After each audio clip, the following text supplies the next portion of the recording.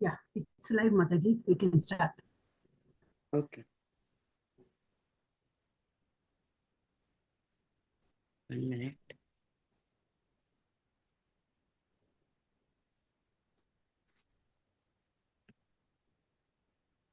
Hare Krishna, everyone.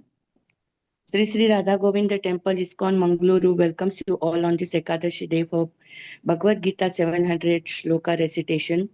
All glories to Disciplic Succession Founder Acharya, His Divine Grace A.C. Bhakti Vedanta Swami Srila Prabhupada Ki Jai, His Holiness Jai Pataka Swami Guru Maharaj Ki Jai, and Temple President His Grace Namanishtadas Prabhu Ki Jai. Now we are starting with Mangalacharan.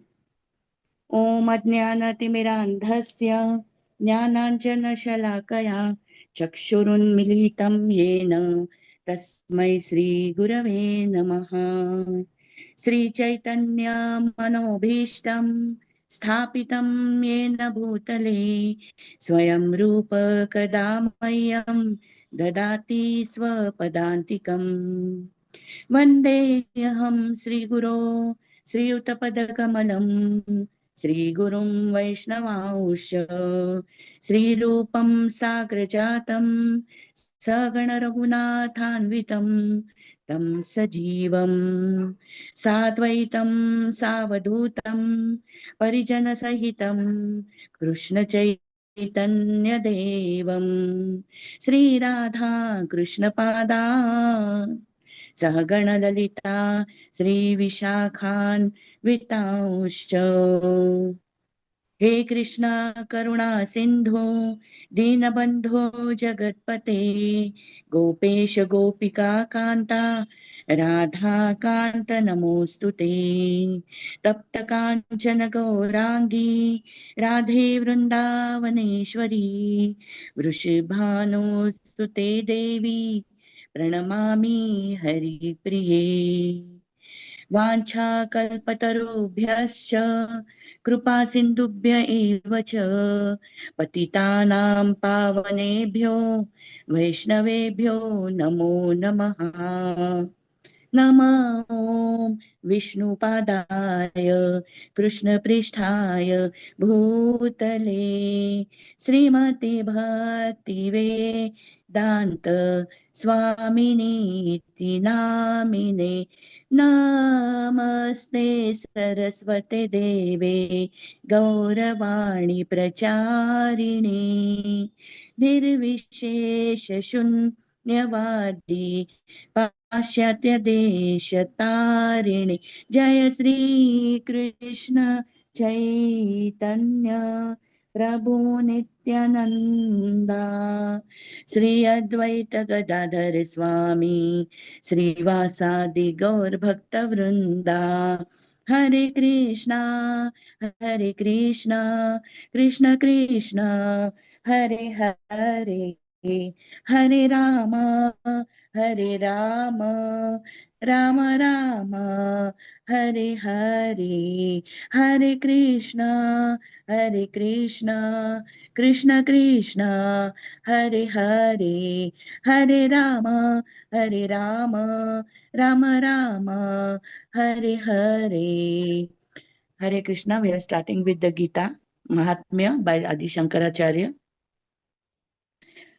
Text 1. Gita Shastramidam Punya Ya Pathet Prayata Puman Vishnopadam Avapnoti Bhaya Shokadi Varjitaha.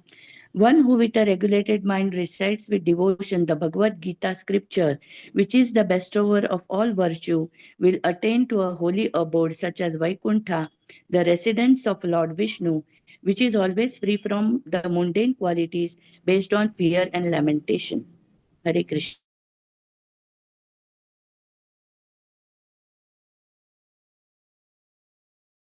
रस्य च नैव शान्तिः पापानि पूर्वजन्म कृतानि च.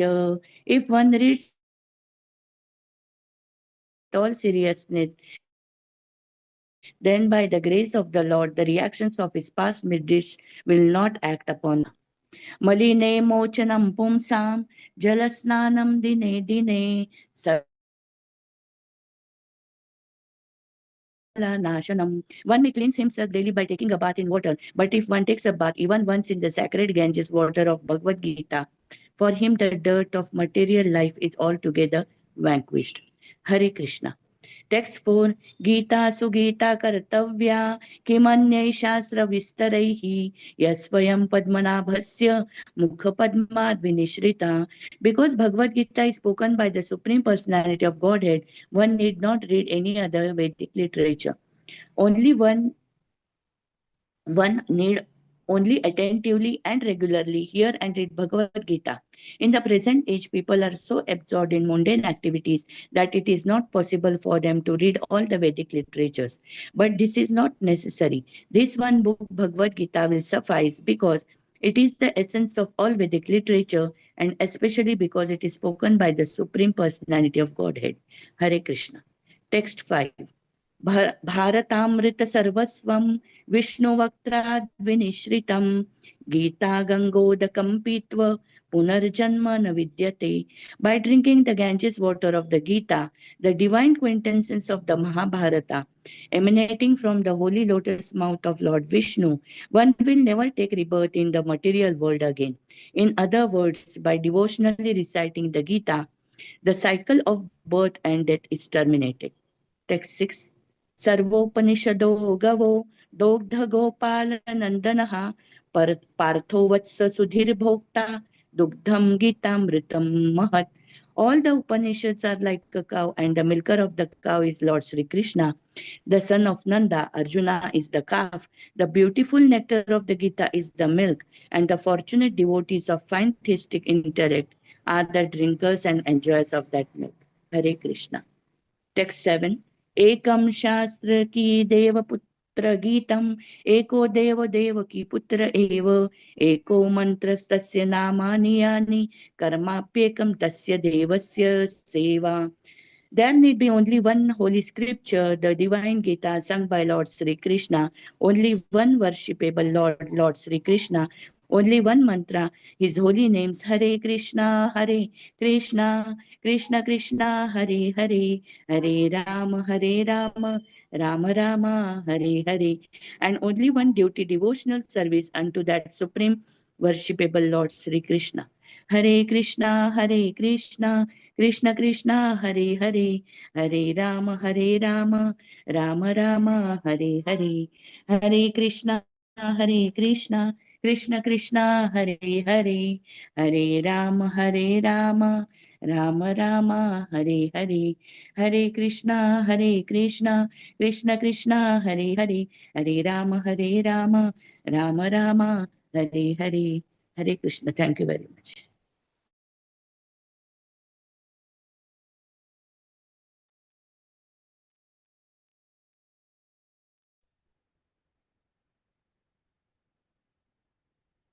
हरे कृष्णा माता जी, प्रणाम माता जी। हरे Krishna. Hare Krishna. Start, Mataji. हरे कृष्णा। ओम श्री कृष्ण परमात्मने नमः। ओम नमो भगवते वासुदेवाय। अथ प्रथमोऽध्यायः अर्जुन विषाद योगः। धृतराष्ट्र उवाच धर्मक्षेत्रे कुरुक्षेत्रे समवेदायुत्सवः मामका पाण्डवाश्चैव किम् अकुर्वत सञ्जय। सञ्जय उवाच दृष्ट्वा तु पाण्डवानीकम् व्यूढम् दुर्योधनस्तदा आचार्यमुपसङ्गम्य राजवचनमब्रवीत्। पश्येतां पाण्डुपुत्राणाम् आचार्य महदिं च मूम् व्यूढां द्रुपदपुत्रेण तव शिष्येण धीमता। अत्र शूरा महेश्वास भीमार्जुन समायुधि युयुधानो विराडश्च द्रुपदश्च महारथः दृष्टकेतु चेकितानः काशीराजस्य वीरवान् पुरुजित् कुन्दिभोजश्च शैब्यश्च नरपुङ्गवः युधामन्यू च विक्रान्तः उत्तमौजाश्च वीरवान् सौभद्रो द्रौपदेया च सर्व एव महारथाः। अस्माकं तु विशिष्टाये तान् निबोध द्विजोत्तमा नायका मम सैन्यस्य संज्ञातं तान् ब्रवीमीते भवान् भीष्मश्च कर्णश्च कृपश्च समदिञ्जयः अश्वत्थामा विकर्णश्च सौमदत्ते जयद्रथः अन्ये च बहवः शूराः मदर्थे त्यक्तजीविताः नानाशस्त्रप्रहरणाः सर्वे युद्धविशारदाः अपर्याप्तं तदस्माहं बलं भीष्माभिरक्षितं पर्याप्तं दिदमे तेषां बलं भीमाभिरक्षितम् अयनेषु च सर्वेषु यथा भागमवस्थिताः भीष्ममेवाभिरक्षन्तु भवन्तः सर्व एव हि तस्य सञ्जनयन् हर्षं कुरु वृद्धः पितामहः सिंहनादं विनद्योचे सङ्गं दद्मु प्रदाभवान् तदशङ्गाश्च बेरश्च पणवानगोमुखाः सहसैवाभ्यहन्यन्त स शब्दस्तु मुलोभव तदशेदर्हयैर्युक्ते महती सन्दने स्थितो माधव पाण्डवश्चैव दिव्यो शङ्गो पृथक् मधुः पाञ्चजन्यं ऋषिकेशो देवदत्तं धनञ्जयः पौण्ड्रं दद्मुं महाशङ्गं भीमकर्म वृकोदरः अनन्दविजयं राजा कुन्तीपुत्रो युधिष्ठिरः नकुलः सहदेवश्च सुघोषमणिपुष्पः काश्यश्च परमेशासः शिखण्डी च महारथः दृष्टद्युम्नो विराडश्च सात्यकी चापराजिताः द्रुपदो द्रौपदेया च सर्वश पृथ्वीपदे सौभद्रश्च महाबाहो शङ्गान् दद्मो पृथक् पृथक् सघोषोदार्तराष्ट्राणां हृदयानि विदारयत् अप च पृथिवीं चैव तुमुलो व्यनुनादयन् अथ व्यवस्थितान् दृष्ट्वा धार्तराष्ट्रान् कपिध्वजः प्रवृत्ते शस्त्रसम्वादे धनुरुद्यम्य पाण्डव ऋषिकेशं तदा वाक्यम् इदमाह महीपदे अर्जुन उवाच सेनयोरुभयोर्मध्ये रथं स्थापयमे अच्युताम् यावदेतान्निरीक्षोऽहं योद्धुकामानवस्थितान् कैर्मया सह योद्धव्यम् अस्मिन् रणसमुद्यमे योत्स्यमानानवेक्षेऽहं य एकत्र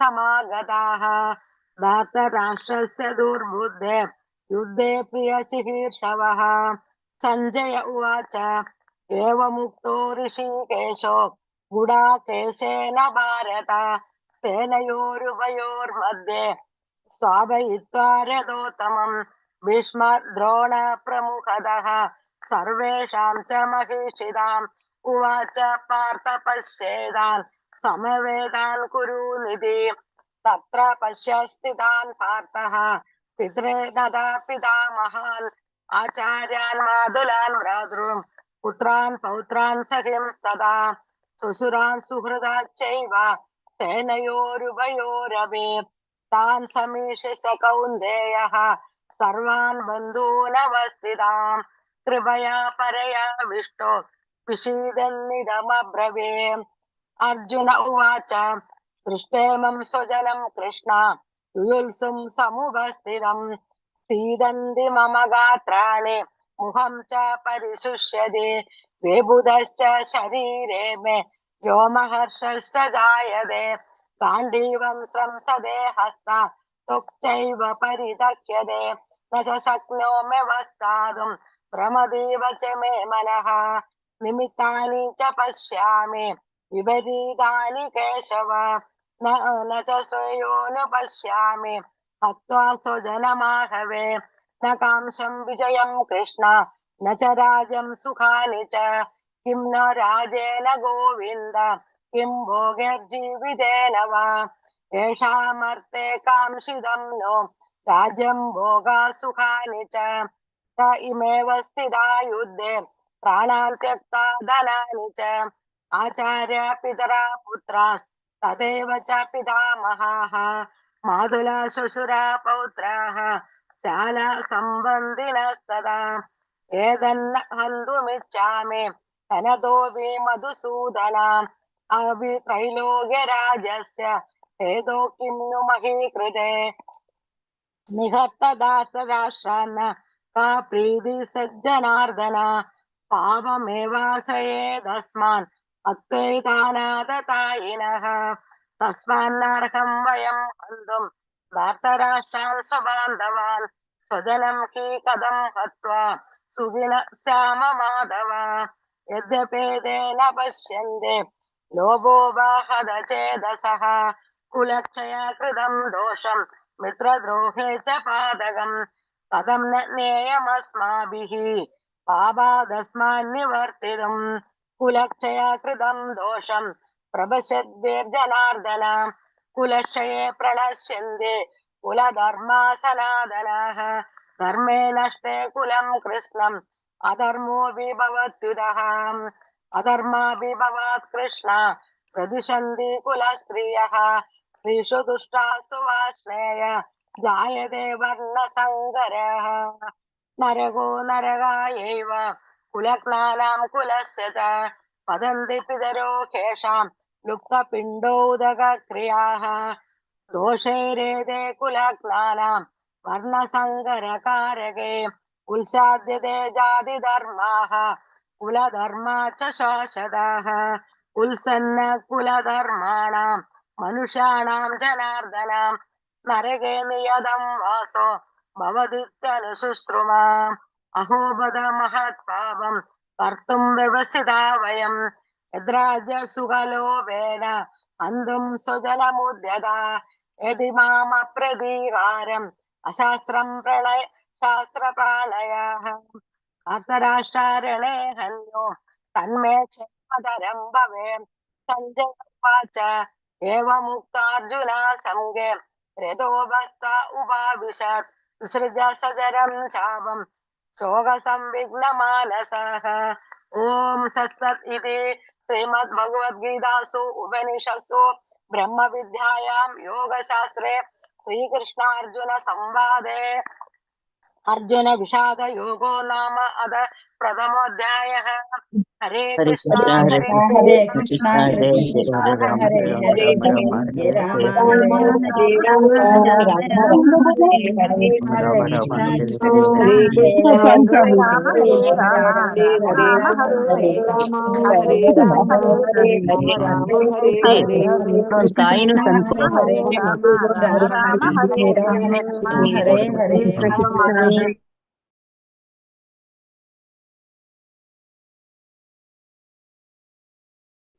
श्रीमत जी हरे कृष्ण हरे कृष्ण। अथ द्वितीयोऽध्याय साङ्ख्ययोगो नाम। सञ्जय उवाच तं तथा कृपयामिष्टमश्रुपूर्णाकुलेक्षणं विषीदन्तम् इदं वाक्यम् उवाच मधुसूदनः। One minute मते श्रीभगवन्नुवाच कुतस्त्वाकश्मलमिदं विषमे समुपस्थितम् अनार्याजुष्टमस्वर्ग्यं कीर्तिकरमर्जुन। क्लैब्यं मास्मगमापार्थ नैतत्त्वायुपपद्यते क्षुद्रं हृदय दौर्बल्यं त्यक्तोत्तिष्ठ परन्तप। अर्जुन उवाच कथं भीष्मामहं संख्यै द्रोणं च मधुसूदन इषुभिः प्रतियोत्स्यामि पूजार्हा वरिसूदन। गुरून् वा हत्वा हि महानुभावान् श्रेयो भोक्तुं प्रेक्षमपीह लोके हत्वार्थकामांस्तु गुरूनिहैव भुञ्जैव भोगान् रुधिरप्रदिग्धान् नाचैतद्विद्मकतोरन्नो गरीयो यद्वा जयेम यदि वा नो जयेयुः यानेव हत्वा न जिजीविषामस्ते वा स्थिताः प्रमुखे धार्तराष्ट्राः। कार्पण्यदोषो वहत स्वभावः पृच्छामि त्वां धर्म सम्मूढचेतः यच्छ्रेयः स्यान्निश्चितं ब्रूहि तन्मे शिष्यस्तेहां शाधि मां त्वां प्रपन्नम् नाहि प्रपश्यामि ममापनुद्यात् यच्चोकमुच्चोषणामिन्द्रियाणाम् अवाप्य भूमाव सपत्नमृद्धं राज्यं सुराणामपि चाद्यपत्यम् सञ्जय उवाच एवमुक्त्वा हृषीकेशं गुडाकेशा परन्तपः नायोत्स्या इति गोविन्दा मुक्त्वा तूष्णीं बभूवः तमुवाच हृषीकेशः प्रहासन्निव भारत भूयोर्मध्ये विषीदन्तामिदं वचम् श्रीभगवन्नुवाच अशून्यानन्वशोचस्त्वं प्रज्ञावादांश्च भाषसे गतासूनागतासूंश्च नानुशोचन्ति पण्डितः नात्वेवाहं जातु नासं नात्वं नेमि जनाधिपः नाचैवा न भविष्यामः सर्वे वयमतः परम् देहिनोऽस्मिन् यथा देहे कौमारं यौवनं जरा तथा देहान्तरप्राप्ते धीरास्तत्र न मुह्यति मात्रस्पर्शास्तु कौन्तेय शीतोष्णा सुखदुःखदः आगमापायिनो नित्या स्तांस्ते तिक्षस्व भारत यं हि नाव्यतायन्ते ते पुरुषं पुरुषर्षभ समदुःखा सुखं धीरं सोमृतत्वाय कल्पते नासतो विद्यते भावो नाभावो विद्यते सतः उभयोरपि दृष्टोस्त स्त्वानयोस्तत्त्वदर्शिभिः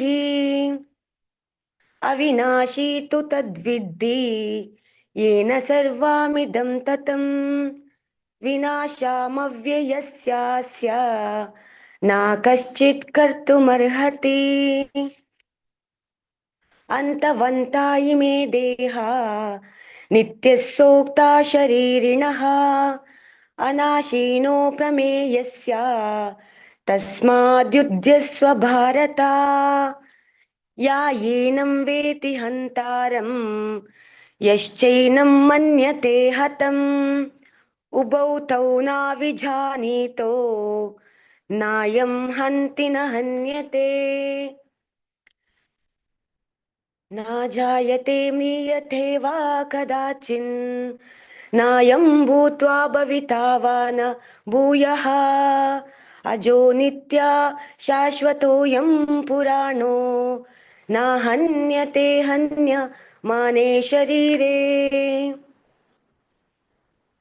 वेदा विनाशीनं नित्यं यायेनामजमव्ययम् कथं सा पुरुषा पार्थ कं गातायति हन्ति कृतं वासांसि जीर्णानि यथा विहाय नवानि गृह्णाति नरोपराणि तथा शरीराणि विहाय जीर्णान्यन्यानि संयाति नवानि देहि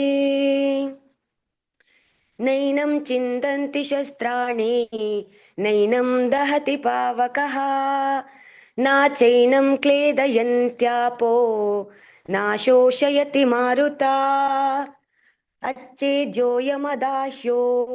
दाह्यो यामक्लेदोऽद्य अशोष एव च नित्यः सर्वगतस्ताणो अचलोऽयं सनातना अव्यक्तोऽयमचिन्त्योऽया अमा विकार्योऽयमुच्यते तस्मादेवं विदित्वैनं नानोऽशोचितुमर्हसि अथा चैनं नित्यजातं नित्यं वा मन्यसे मृतं तथापि त्वं महाबाहो नैनं शोचितुमर्हसि जातस्य हि ध्रुवो मृत्यु ध्रुवं जन्मामृतस्य च तस्मादापरिहार्येऽर्थे नात्वं शोचितुमर्हसि अव्यक्तादीनि भूतानि व्यक्तामध्यानि भारत अव्यक्तिनिधनान्येव तत्र का परिदेवना आश्चर्यवत् पश्यति कश्चिदेनम् आश्चर्यवद् वदति तथैव चान्यः आश्चर्यवचै न मन्यः शृणोति श्रुत्वाप्येनं वेद न चैव कश्चित् देहि नित्यमवध्योऽयं देहे सर्वस्य भारत तस्मात् सर्वाणि भूतानि न त्वं शोचितुमर्हसि स्वधर्ममपि चावेक्ष्य न विकम्पितुमर्हसि धर्मादियद्धाश्रेयोऽन्यत् क्षत्रियस्य न विद्यते यदृच्छया चोपपन्नं स्वर्गाद्वारामपावृतं सुखिना क्षत्रिया पार्थ लभन्ते युद्धमीदृशम् अथा चेतामिमं धर्म्यं सङ्ग्रामं न करिष्यसि तथा स्वधर्मं कीर्तिं च हित्वा पापमवाप्स्यसि अकीर्तिं चापि भूतानि कथयिष्यन्ति ते व्ययाम् सम्भावितस्य च कीर्ति मरणादतिचरिच्यते भयाद्रणादुपरतं मंस्यन्ते त्वां महारथः येषां च त्वं बहुमतो भूत्वा यास्यसि लाघवम् अवाच्य वादांश्च बहून् वदिष्यन्ति तवाहितः निन्दस्तस्तव सामर्थ्यं ततो दुःखातरं नु किम् हरे कृष्ण माताजी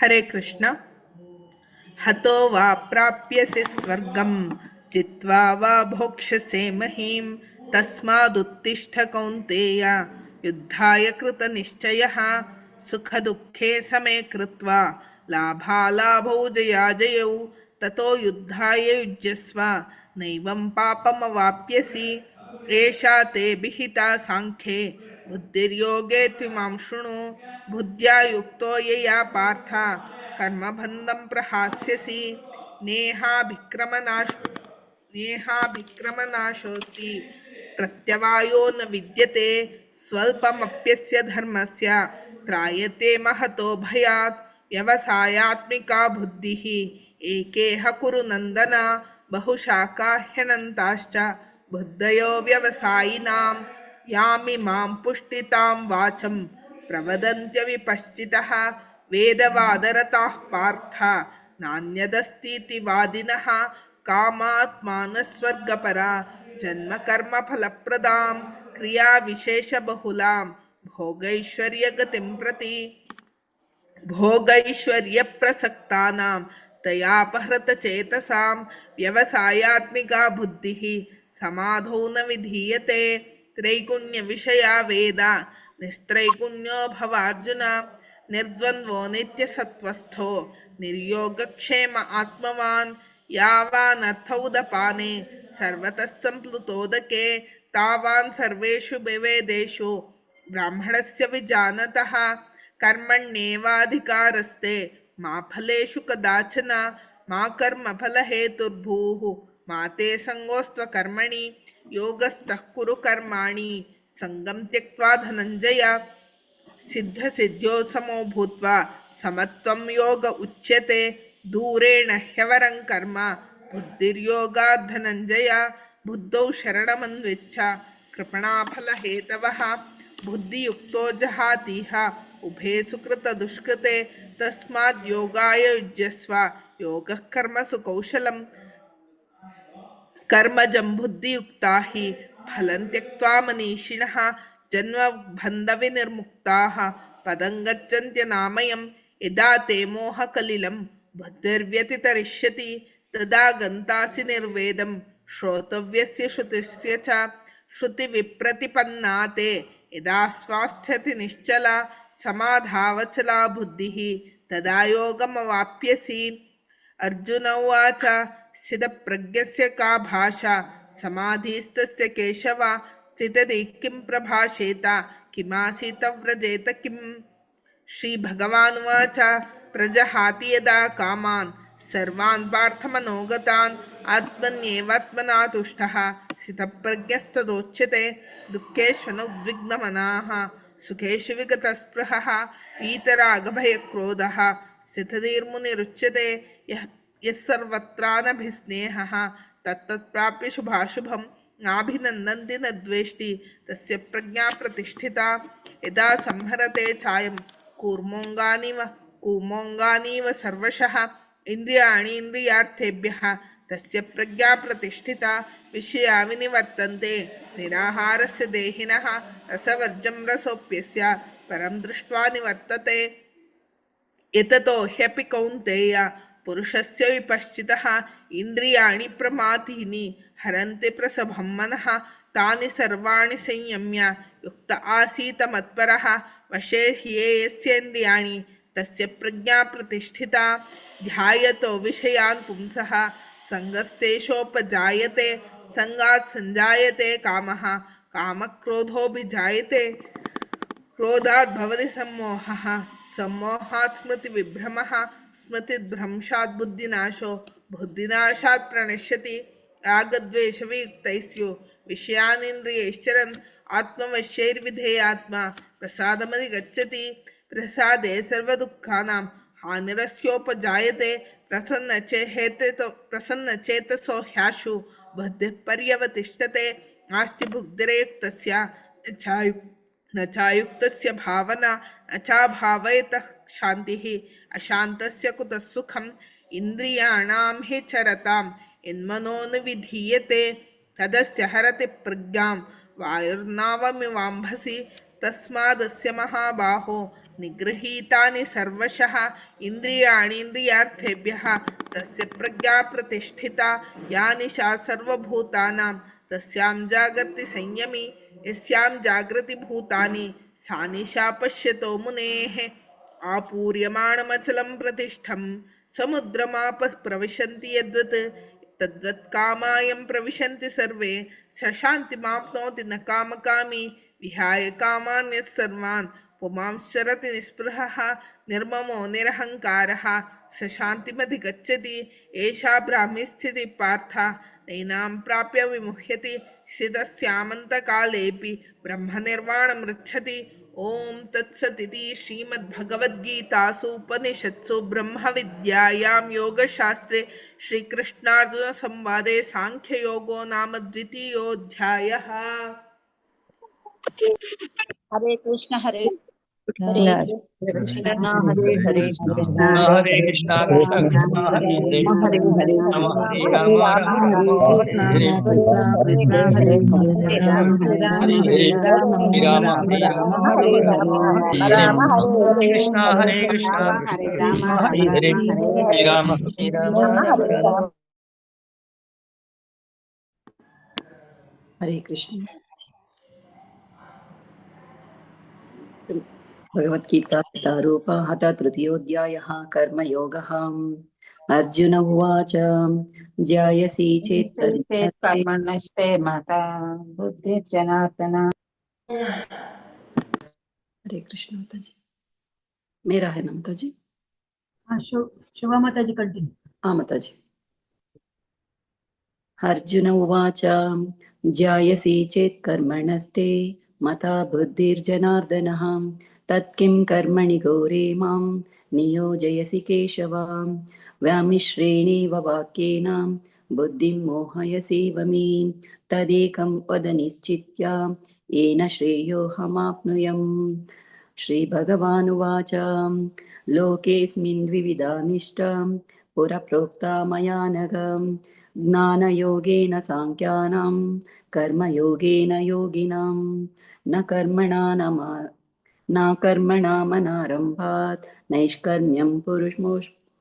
नैष्कर्म्यं पुरुषोऽश्नुते न च सन्न्यासनादेव सिद्धिं समाधिगच्छति न हि कश्चित् क्षणमपि जातु तिष्ठत्य कर्मकृत् कार्यते ह्येव कर्म सर्वप्रकृतिर्जैर्गुणैः कर्मेन्द्रियाणि संयम्य याहास्ते मनसः स्मरन् इन्द्रियार्थान् विमूढात्मा मिथ्याचारः स उच्यते यस्विन्द्रियाणि मनसा नियम्यार्हवतेऽर्जुन कर्मेन्द्रिये कर्मयोगम् असक्तः स विशिष्यते नियतं कुरु कर्म त्वं कर्मध्यायो ह्यकर्मणः शरीरयत्रापि चाते न प्रसिद्ध्येद कर्मणः यज्ञार्थात् कर्मण्योऽन्यत्र लोकोऽयं कर्मबन्धनः तदर्थं कर्म कौन्तेय मुक्तसङ्गः समाचर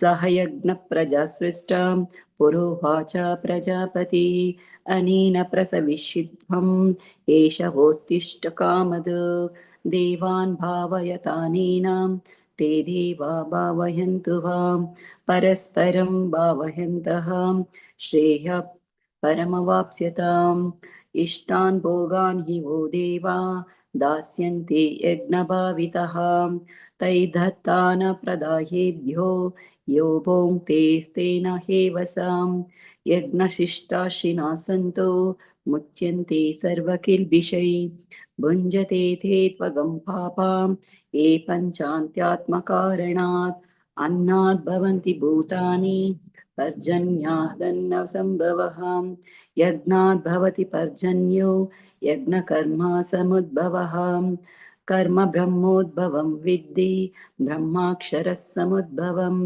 तस्मात् सर्वगतं ब्रह्म नित्यं यज्ञे प्रतिष्ठितम् एवं प्रवर्तितं चक्रं नानुवर्तायति हयाम् अगायुरिन्द्रया रामो मोगां पार्थ स जीवति यस्त्वात्मा रतिरेव स्यात् आत्मतृप्तश्च मानवः आत्मन्येव च सन्तुष्ट तस्य कार्यं न विद्यते नैव तस्याकृतेनार्थो नाकृतेनेह कश्चन न चास्य सर्वभूतेषु कश्चिदर्थव्यपश्रयः तस्मादसक्तः सततं कार्यं कर्म समाचराम् आसक्तो ह्याचरन् कर्म परमाप्नोति पुरुषः कर्मणैव हि सिद्धि आस्थिता जनकादयः लोकसङ्ग्रहमेवापि सम्प्यश्यन् कर्तुमर्हसि यद्यादचरति श्रेष्ठ तत्तदेवेतरो जनः स यत्प्रमाणं कुरुते लोकस्तदनुवर्तते न मे पार्थास्ति कर्तव्यं त्रिषु लोकेषु किञ्चन नानावाप्तमवाप्तव्यं वर्तहेव च कर्मणि यदि अहं न वर्तेयं जातु कर्मण्यतन्द्रितः मम वर्त्मानुवर्तन्ते मनुष्य पार्थ सर्वशः उत्सिदेयुरिमे लोका नाकुर्यं कर्म चेदहं शङ्करस्य च कर्तास्यम् उपहन्यामि मा प्रजः सक्तकर्मण्य विद्वांसो यत कुर्वन्ति भारत कुर्वाद्विद्वंस्तथा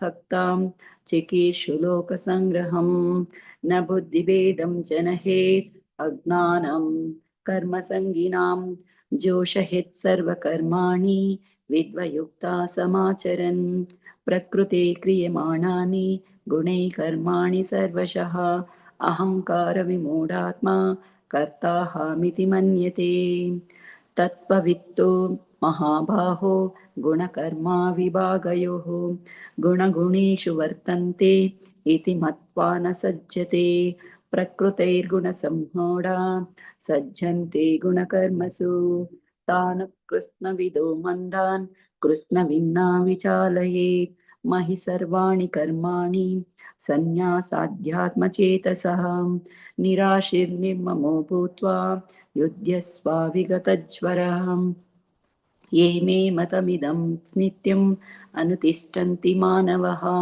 श्रद्धावन्तो अनुसूयन्तो मुच्यन्ते तेऽपि कर्मभिः हे त्वेधादभ्यसूयन्तो नानुतिष्ठन्ति मे मतम् सर्वज्ञानाविमूढांस्तान् विद्धि नष्टान चेतसः सदृशं चेष्टते स्वस्याः प्रकृतेर्ज्ञानवानपि प्रकृतिं यान्ति भूतानि निग्रह किं करिष्यति इन्द्रियस्येन्द्रियस्यार्थे रागद्वेषौ व्यवस्थितौ तयोर्नावशमागश्चे तौ यसा परिपन्थिनौ श्रेयान् स्वधर्मविगुणा परधर्मा स्वनुष्ठितात् स्वधर्मे निधनं श्रेयः परधर्मो भयावहाम् अर्जुन उवाच हतकेन प्रयुक्तोऽयं पापं चरति पुरुषः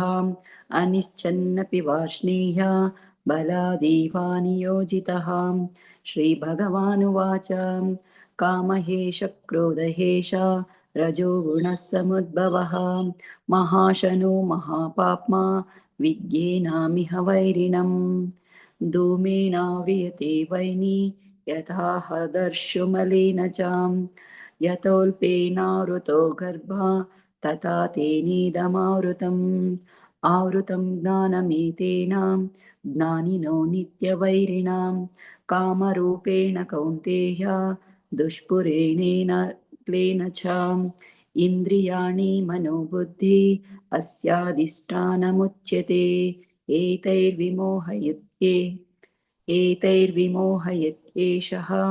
ज्ञानमावृत्य देहिनम् तस्मात् त्वमिन्द्रियाण्यौधौ नियम्य भरतर्षभ पाप्मानं प्रजहेहेनं ज्ञानविज्ञाननाशनम् इन्द्रियाणि परण्याहुः इन्द्रियेभ्यः परं मनः मनसस्तु परं बुद्धिः ये बुद्धे परतस्तुषाम् एवं बुद्धे परं बुद्ध्वा संस्थाप्यात्मानात्मनां जहि शत्रुं महाबाहो कामरूपं दुरासदम् ॐ तत्सत् इति श्रीमद्भगवद्गीतासु उपनिषत्सु ब्रह्मविद्यायां योगशास्त्रे श्रीकृष्णार्जुनसंवादे कर्मयोगो नाम तृतीयोऽध्यायः।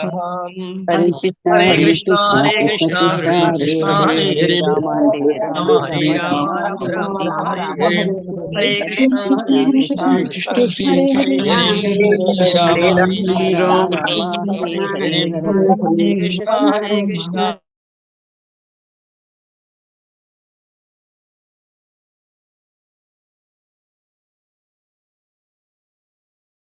हरे कृष्ण पार्वती माता जी।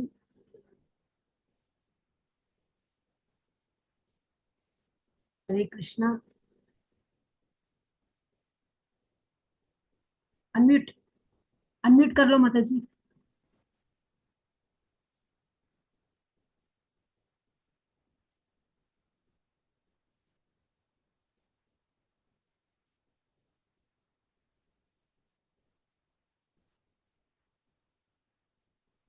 हरे कृष्ण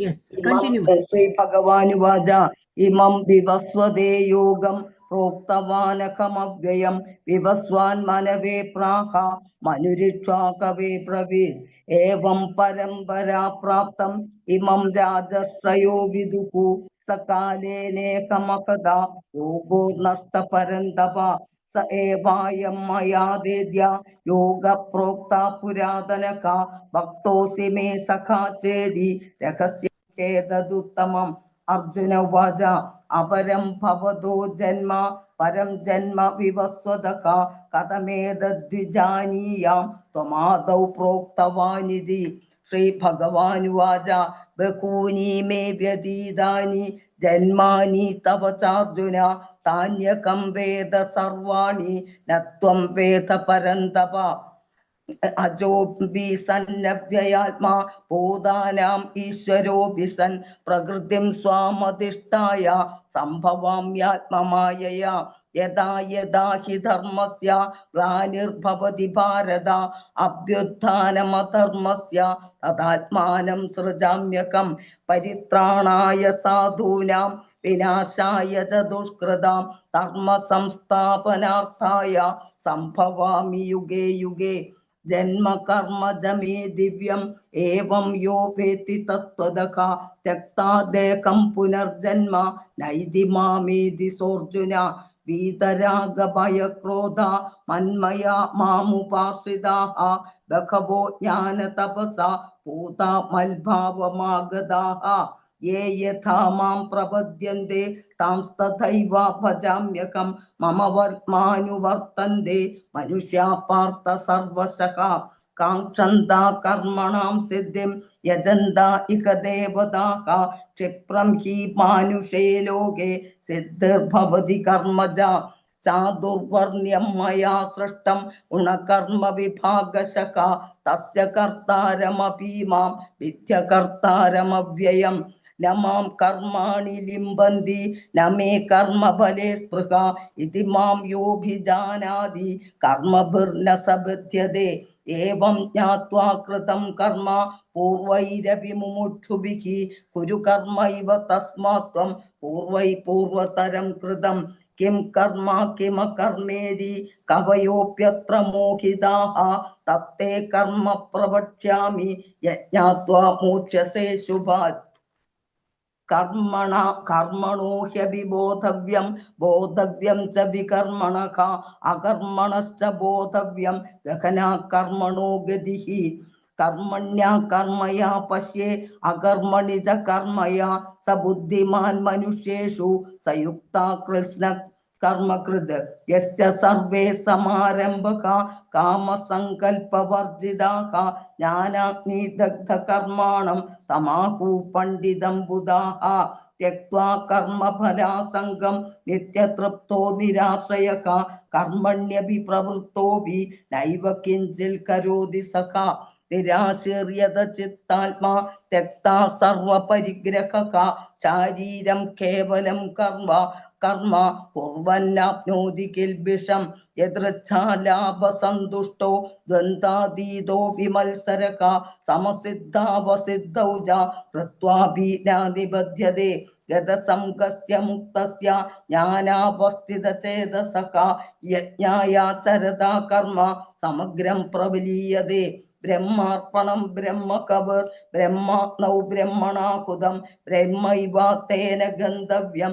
ब्रह्म कर्म समाधिना दैवमेवापरे यज्ञं योगिना पर्युपासते ब्रह्माग्नावपरे यज्ञं यज्ञेनैवोपजुह्वति श्रोत्रादीन् इन्द्रियाण्यन्ये संयमाग्निषु जुह्वति शब्दादीन् विषयानन्य इन्द्रियाग्निषु जुह्वति सर्वाणीन्द्रियकर्माणि प्राणकर्माणि चापरे आत्मसंयमयोगाग्नौ जुह्वति ज्ञानदीपिते द्रव्ययज्ञ तपोयज्ञ योगयज्ञस्तथा परे स्वाध्याया ज्ञानयज्ञश्च यतया संस्कृतव्रताः अपाने जुह्वति प्राणं प्राणे पानं तथा परे प्राणापानगतिरुद्ध्वा प्राणायामपरायणाः अपरे नियताहारः प्राणान् प्राणेषु जुह्वति सर्वेप्येते यज्ञविदो यज्ञक्षपितकल्मषाः यज्ञशिष्टामृतो मृतभुजो यान्ति ब्रह्म सनातनं न्यायं लोकोऽस्त्य यज्ञस्य कुतोऽन्या कुरु सत्तमा एवं बहुविधा यज्ञा विदधा ब्रह्मणो मुखे कर्मजान् विदितान् सर्वा एवं ज्ञात्वा विमोक्ष्यसे श्रेयान् द्रव्यमयाद्यज्ञान् ज्ञानयज्ञः परन्तप सर्वं कर्माखिलं पार्थ ज्ञाने परिसमाप्यते तद्विधि प्रणिपातेन परिप्रश्नेन सेवया उपदेक्ष्यन्ति ते ज्ञानं ज्ञानिनस्तत्त्वदर्शिनः यज्ञात्वा न पुनर्मोह एवं यास्यसि पाण्डव येन भूतान्यशेषेण द्रक्ष्यस्यात्मन्यतो मयि अपि चेदसि पापेभ्यः सर्वेभ्यः पापकृत्तमः सर्वं ज्ञानप्लवेनैव वृजिनं सन्दरिष्यसि यदैदांसि समिग्धोदर्भस्मसात् कुरुतेऽर्जुन ज्ञानाग्नि सर्वकर्माणि भस्मसात् कुरुते तथा न हि ज्ञानेन सदृशं पवित्रमिक विद्यते तत्स्वयं योग संसिद्धा कालेनात्मनि विन्दति श्रद्धावान् लभते ज्ञानं तल्परा संयतेन्द्रियका ज्ञानं लब्ध्वा परां शान्ति अचिरेणाधिगच्छति अज्ञश्च श्रद्धदानश्च संशयात्मा विनश्यति नायं लोकोऽस्ति न परो न सुखं संशयात्मनका योगसन्न्यस्तकर्माणं ज्ञानसंच्छिन्न संशयम् आत्मवन्तं न कर्माणि निबध्नन्ति धनञ्जय तस्मादज्ञानसम्भूतं हृस्तं ज्ञानासिनात्मनका चित्वैनं संशयं योगम् आदिष्टोत्तिष्ठ भारत ओम तत्सदिति श्रीमद्भगवद्गीतासु उपनिषत्सु ब्रह्म विद्यायां योगशास्त्रे श्रीकृष्णार्जुन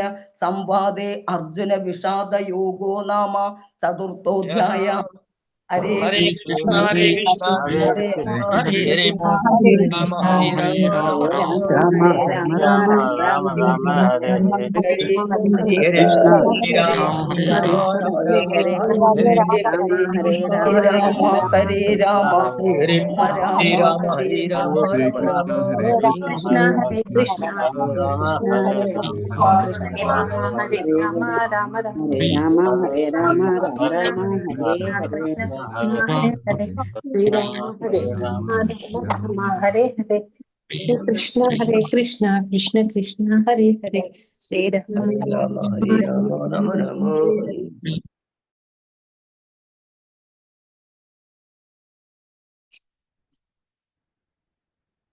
ओम नमो भगवते वासुदेवाय। अतः पंचमोऽध्यायः कर्म संन्यासयोगः। अर्जुन उवाच संन्यासं कर्मणां कृष्ण पुनर्योगं च संससि यच्छ्रेययतयेरेकं तन्मे ब्रूहि सुनिश्चितं। श्रीभगवान् उवाच संन्यासः कर्मयोगस्य निःश्रेयसकरावुभौ तयोस्तु कर्म संन्यासात् कर्मयोगो विशिष्यते। ज्ञेयस्य नित्य सन्यासी यो न द्वेष्टि न काङ्क्षति निर्द्वन्द्वो हि महाबाहो सुखं बन्धात् प्रमुच्यते। साङ्ख्ययोगौ पृथक् बालाः प्रवदन्ति न पण्डिताः एकमुप्यास्थितः सम्यक् उभयोर्विन्दते फलम्। या साङ्ख्यैः प्राप्यते स्थानं तद्योगैरपि गम्यते। एकं साङ्ख्यं च योगं च यः पश्यति स पश्यति। संन्यासस्तु महाबाहो दुःखमाप्तो मयो गतः योगयुक्तो मुनिर्ब्रह्मा न चिरेणाधिगच्छति। योगयुक्तो विशुद्धात्मा विजितात्मा जितेन्द्रियः सर्वभूतात्मा कुर्वन्नपि न लिप्यते। नैव किञ्चित् करोमीति युक्तो मन्यते तत्त्ववित्। पश्यन् शृण्वन् सृजन् जिघ्रन् अस्नन् गच्छन् स्वपन् श्वसन् प्रलपन् विसृजन् गृह्णन् उन्मिषन् निमिषन्नपि इन्द्रियाणीन्द्रियार्थेषु वर्धन्त इति धारयन् ब्रह्मणाध्याय कर्माणि संगं त्यक्त्वा करोति यः लिप्यते न स पापेन पद्मपत्रामिवाम्भसा। कायेन मनसा बुद्ध्या कैवलैरिन्द्रियैरपि योगिनः कर्म कुर्वन्ति संगं त्यक्त्वात्मशुद्धये। युक्तः कर्मफलं त्यक्त्वा शान्तिमाप्नोति नैष्ठिकीम्। अयुक्तः कामकारेण फले सक्तो निबध्यते। सर्वकर्माणि मनसा संन्यास्यास्ते सुखं वसि नवद्वारे पुरे देहि नैव నైవ కుర్వన్ కారయన్ న కర్తృత్వం న కర్మాణి లోకస్య సృజత ప్రభుః న కర్మఫల సంయోగం స్వభావస్తు ప్రవర్తతే నా దత్తే కస్యచిత్ పాపం న చైవ సుకృతం విభుః అజ్ఞానేనావృతం జ్ఞానం తేన ముహ్యంతి జంతవః జ్ఞానేన తు తదజ్ఞానం ఏషాం నాశితమాత్మనః తేషామాదిత్యవ్యజ్ఞానం ప్రకాశయతి తత్పరం తద్బుద్ధయస్తదాత్మనః తన్నిష్ట సత్పరాయణాః గచ్చంత్యా పునరావృత్తిం జ్ఞాననిర్ధూత కల్మషాః విద్యా వినయ సంపన్నే బ్రాహ్మణే గవిహస్తిని సునిచైనా స్వపాకే చ పండిత సమదర్శినః ఇహైవ తైర్జత్సర్గః ఏషాం సామ్యే స్థితం మనః నిర్దోషం హి సమం బ్రహ్మ తస్మాత్ బ్రహ్మణి తే స్థితాః నా ప్రహృష్యేత్ ప్రియం ప్రాప్య నోద్విజేత్ ప్రాప్య చ ప్రియం స్థిరబుద్ధిర్సమ్మూఢః బ్రహ్మవిద్ బ్రాహ్మణీ స్థితః బాహ్యస్పర్శేష్య సక్తాత్మా విందత్యాత్మని యాత్సుఖం న బ్రహ్మ స బ్రహ్మయోగయుక్తాత్మా సుఖమక్షయమశ్నుతే ఏ హి సంస్పర్శజా భోగాః దుఃఖయోనయ ఏవ తే ఆద్యంతవంతః కౌంతేయ న తేషు రమితే బుధః శక్నోతి హైవ యః సోఢుం ప్రాక్శరీరా విమోక్షణాత్ కామక్రోధోద్భవం వేగం సయుక్త స సుఖీ నరః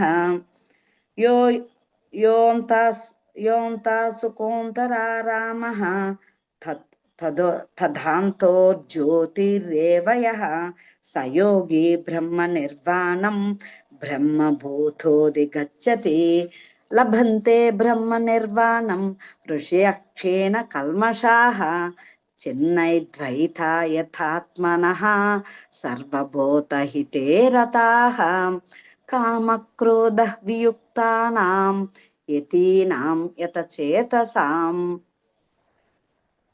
అభితో బ్రహ్మ నిర్వాణం వర్తతే విదితాత్మనాం స్పర్శన్ కృత్వా బాహ్యం చక్షుషైవాంతరే భ్రువోః ప్రాణాపానౌ సమౌ కృత్వౌ నాసభ్యంతరచారిణౌ యతేంద్రియా మనోబుద్ధిః మనోర్ముక్షా పరాయణః విగతేచ్ఛ భయ క్రోధః యః సదా ముక్త ఏవ సః భోక్తారం యజ్ఞతపసాం సర్వలోకమహేశ్వరం సుహృదం సర్వభూతానాం జ్ఞాత్వా మాం శాంతిమృచ్యతే ఓం తత్సతిది శ్రీమద్భగవద్గీతాసు ఉపనిషత్సు బ్రహ్మ విద్యాయాం యోగశాస్త్రే శ్రీకృష్ణార్జున సంవాదే కర్మ సన్యాస యోగో నామ పంచమోऽధ్యాయః. Hare Krishna Hare Krishna Krishna Krishna Hare Hare Hare Rama Hare Hare Hare Hare Krishna Krishna Krishna Hare Hare Hare Rama Rama Rama Hare Hare Rama Rama Hare Hare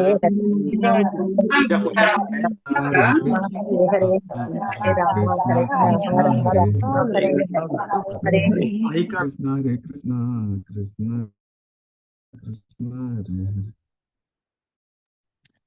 Hare Krishna Mataji.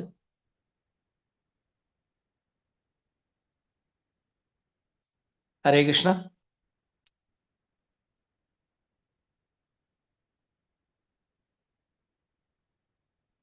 Hare Krishna Mataji. Can I start? Start Prabhuji. Hare Krishna. Okay.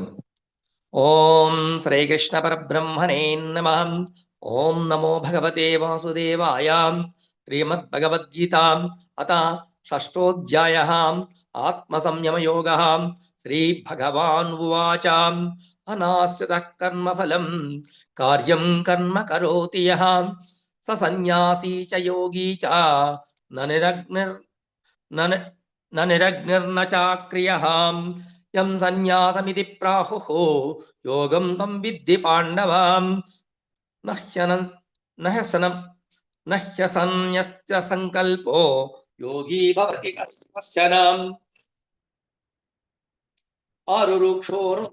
आरुरुक्षोर्मुनिर्योगं कर्मकारणमुच्यते योगारूढस्य तस्यैव शमः कारणमुच्यते।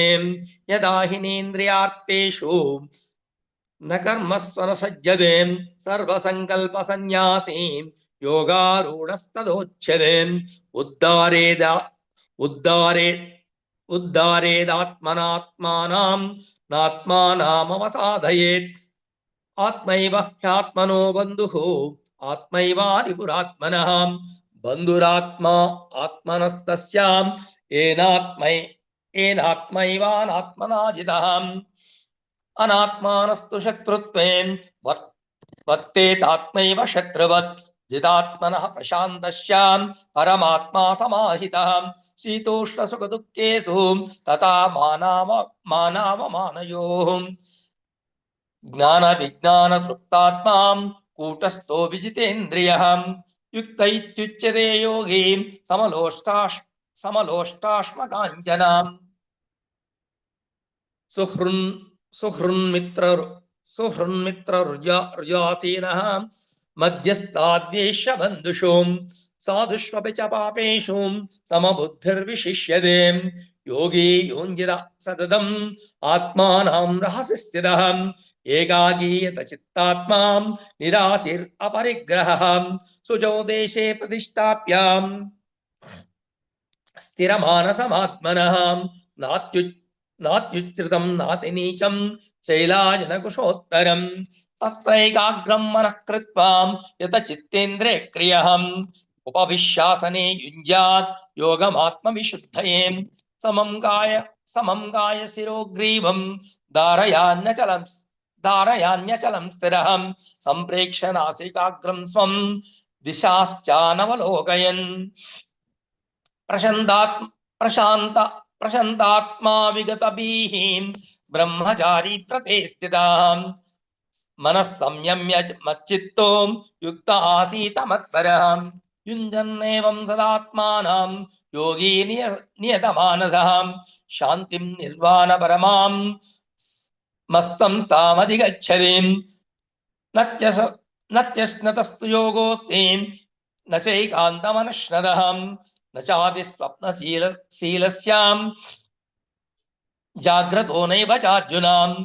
युक्ताहारविहारस्यां युक्तचेष्टस्य कर्मसु युक्तस्वप्नावबोधस्यां योगो भवति दुःखः। यदविनयतं चित्तम् आत्मन्येवावतिष्ठते निःस्पृहः सर्वकामेभ्यो युक्त इत्युच्यते तदा। यथा दीपो निवातस्थो नेङ्गते सोपमा स्मृताम्। योगिनो यत चित्तस्यां युञ्जतो योगमात्मनः।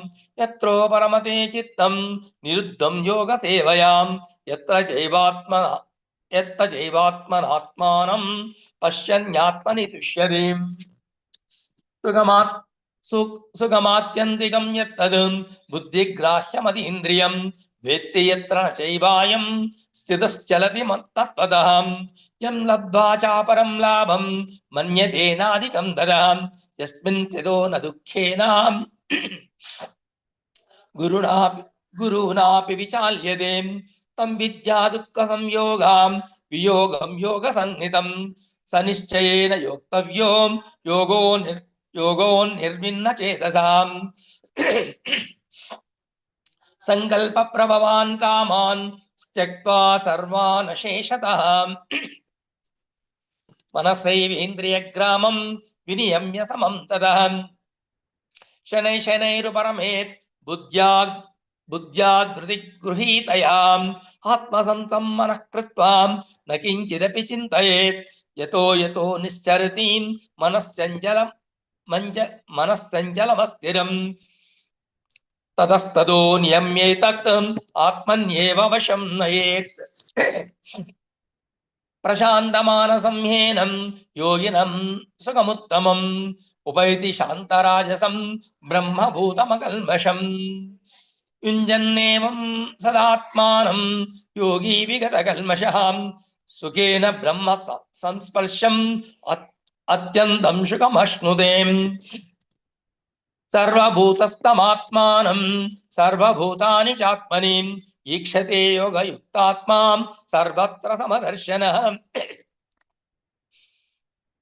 यो मां पश्यति सर्वत्र सर्वं च मयि पश्यति तस्याहं न प्रणश्यामि स च मे न प्रणश्यति सर्वभूतस्थितं यो मां भजत्येकत्वमास्थितः सर्वथा वर्तमानोऽपि स योगी मयि वर्तते आत्मपम्येन सर्वत्र समं पश्यति योऽर्जुन सुखं वा यादि वा दुःखं स योगी परमो मदः अर्जुन उवाच योऽयं योगस्त्वया प्रोक्तः साम्येन मधुसूदन एतस्याहं न पश्यामि चञ्चलत्वात् स्थितिं स्थिरां चञ्चलं हि मनः कृष्ण प्रमाथी बलवदृढं तस्याहं निग्रहं मन्ये वायोर्वसु दुष्करम्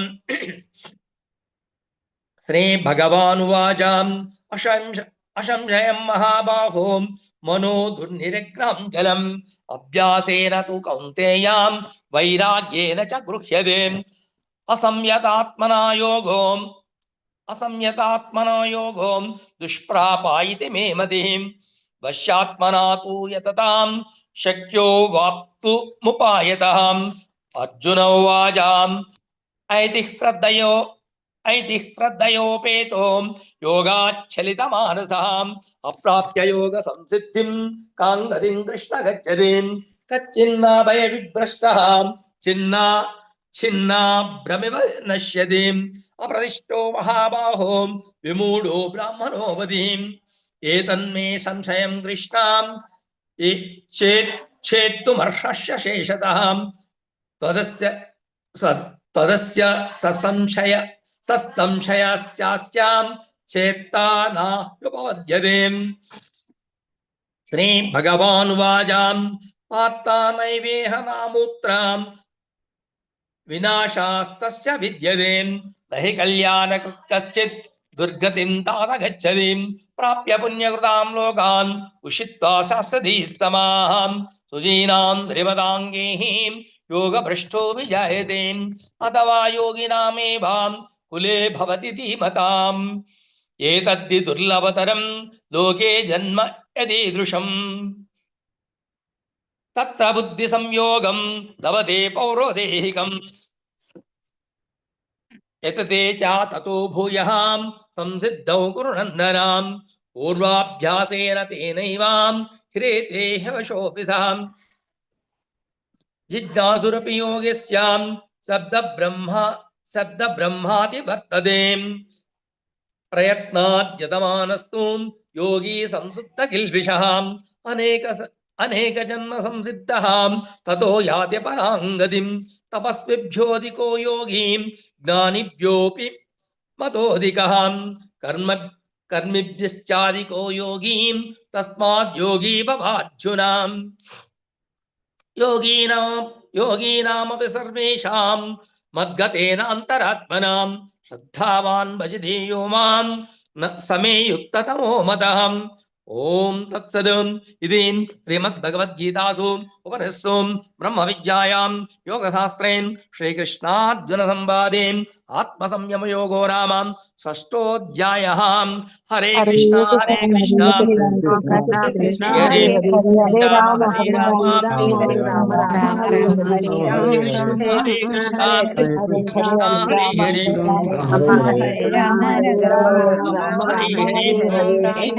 हरे कृष्ण कृष्ण कृष्ण हरे कृष्ण हरे कृष्ण हरे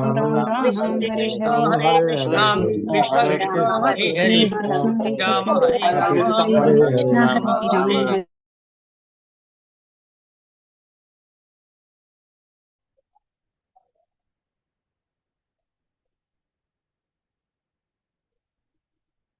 ఓం శ్రీకృష్ణ పరమాత్మనే నమః. అథ సప్తమోऽధ్యాయः జ్ఞానవిజ్ఞానయోగः.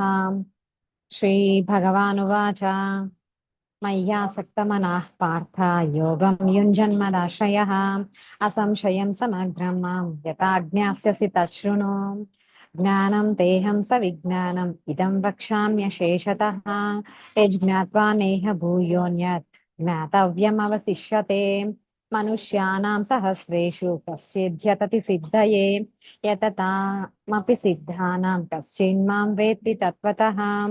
భూమిరాపో నలో వాయుః ఖం మనో బుద్ధిరేవ చ అహంకార ఇతీయం మే భిన్నా ప్రకృతిరశ్రదా.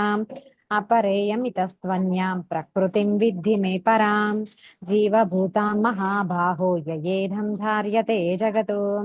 ఏతద్యోనీని భూతాని సర్వాణీత్యుపధారయ. అహం కృష్ణస్య జగతః ప్రభవః ప్రళయస్తథా. మత్తఃపరతరం నాన్యత్ కించిదస్తి ధనంజయ. మయి సర్వమిదం ప్రోతం సూత్రే మణిగణా ఇవ.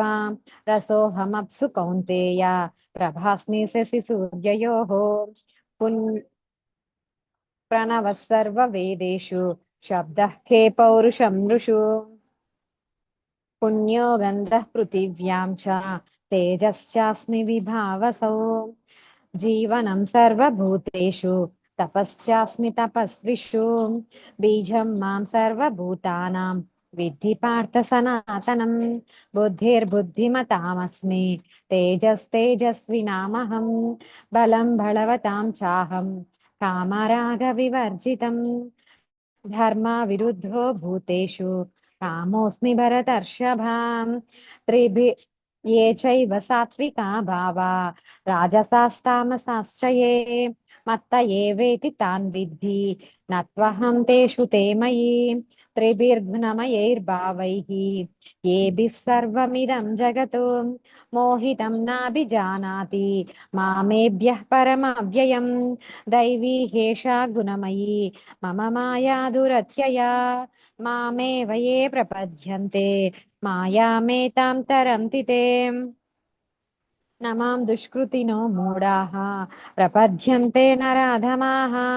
మాయయాపహృత జ్ఞానా ఆసురం భావమాశ్రితాః. చతుర్విధా భజంతే మాం జనాః సుకృతినోऽర్జున. ఆర్తో జిజ్ఞాసురర్థార్థి జ్ఞానీ చ భరతర్షభ. జ్ఞాని తేషాం జ్ఞాని నిత్యయుక్త ఏకభక్తిర్విశిష్యతే. ప్రియో హి జ్ఞానినోత్యర్థం అహం స చ మమ ప్రియః. ఉదారాः సర్వ ఏవైతే జ్ఞానీ త్వాత్మైవ మే మతం. ఆస్థితం స హి యుక్తాత్మా మామేవానుత్తమాం గతిం. బహూనాం జన్మనామంతే జ్ఞానవాన్ మాం ప్రపద్యతే. వాసుదేవః సర్వమితి సమహాత్మా సుదుర్లభః. కామైస్తైర్హృతజ్ఞానాః ప్రపద్యంతే అన్యదేవతాః. తం తం నియమమాస్తాయ ప్రకృత్యా నియతా స్వయా. యో యో యాం యాం తనుం భక్తః శ్రద్ధయార్చితుమిచ్చతి తస్య తస్యాచలాం శ్రద్ధాం తామేవ విదధామ్యహం. సతయా శ్రద్ధయా యుక్తః తస్యారాధనమీహతే. లభతే చ తతః కామాన్ మయైవ విహితాన్ హితాన్. అంతవత్తు ఫలం తేషాం తద్భవత్యల్పమేధసాం.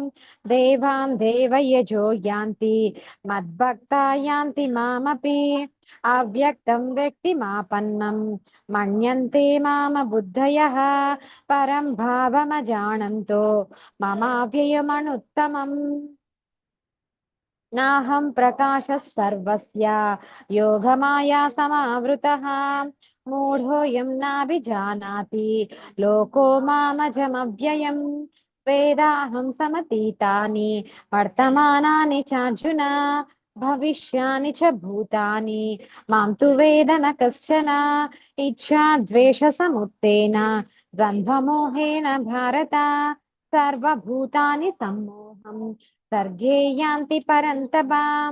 యేషాం త్వంతగతం పాపం जनानां पुण्यकर्मणां ते द्वन्द्वमोहनिर्मुक्ता भजन्ते मां दृढव्रताः जरामरणमोक्षाय मामाश्रित्य यतन्ति ये ते ब्रह्म तद्विदुः कृष्णम् अध्यात्मं कर्म चाखिलम् साधिभूतादिदैवं मां साधियज्ञं च ये विदुः प्रयाणकालेऽपि च मां ते विदुर्युक्तचेतसः ॐ तत्सत् इति श्रीमद्भगवद्गीतासु उपनिषत्सु ब्रह्मविद्यायां योगशास्त्रे श्रीकृष्णार्जुन संवादे ज्ञान विज्ञान योगो नाम सप्तमोऽध्यायः।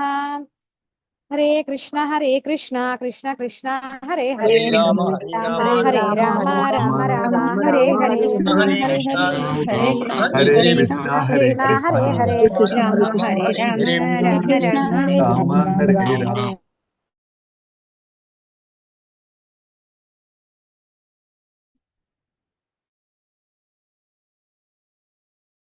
सुधा माता जी। हरे कृष्ण। ॐ श्री परमात्मने नमः।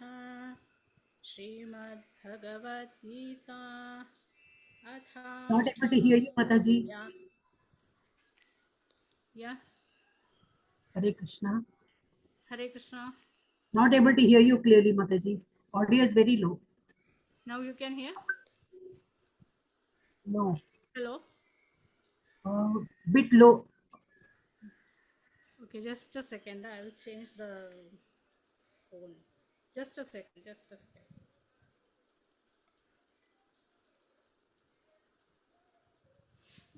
You're using headphone, kindly remove it. Yeah. Earphone or headphone.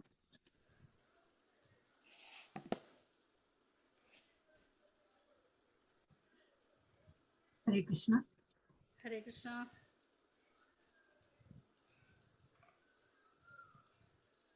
Okay, now. Divya Mata ji, are you there? Yeah, yeah. Can you hear me, Mata ji? Mataji, Hare Krishna. Shall I recite Mataji? Can you hear? Who's this? Sudha Mata ji? Yeah.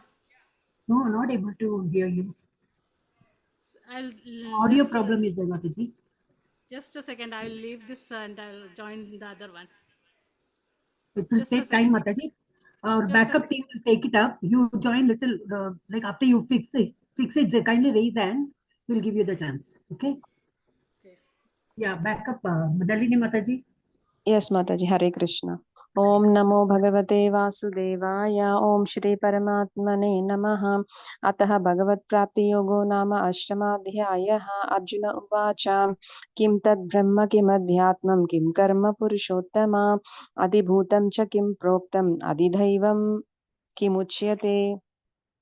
अधियज्ञः कोत्र देहेऽस्मिन् मधुसूदन प्रयाणकाले च कथं ज्ञेयोऽसि नियतात्मभिः श्रीभगवानुवाच अक्षरं ब्रह्म परमं स्वभावोऽध्यात्ममुच्यते भूतभावोद्भवकरो विसर्गः कर्मसङ्गितः अधिभूतं क्षरो भावः पुरुषश्चाधिदैवतम् अधियज्ञोऽहमेवात्र देहे देहभृतां वर अन्तकाले च मामेव स्मरन् मुक्त्वा कलेवरं यः प्रयाति स सद्भावं याति नास्त्यत्र संशयः यं यं वापि स्मरन् भावं त्यजत्यन्ते कलेवरं तं तमेवैति कौन्तेय सदा भावितः तस्मात् सर्वेषु कालेषु मामनुस्मरयुध्य च मय्यर्पितमनो बुद्धिः मामे वैश्यस्य संशयः अभ्यासयोगयुक्तेन चेतसा नान्यगामिना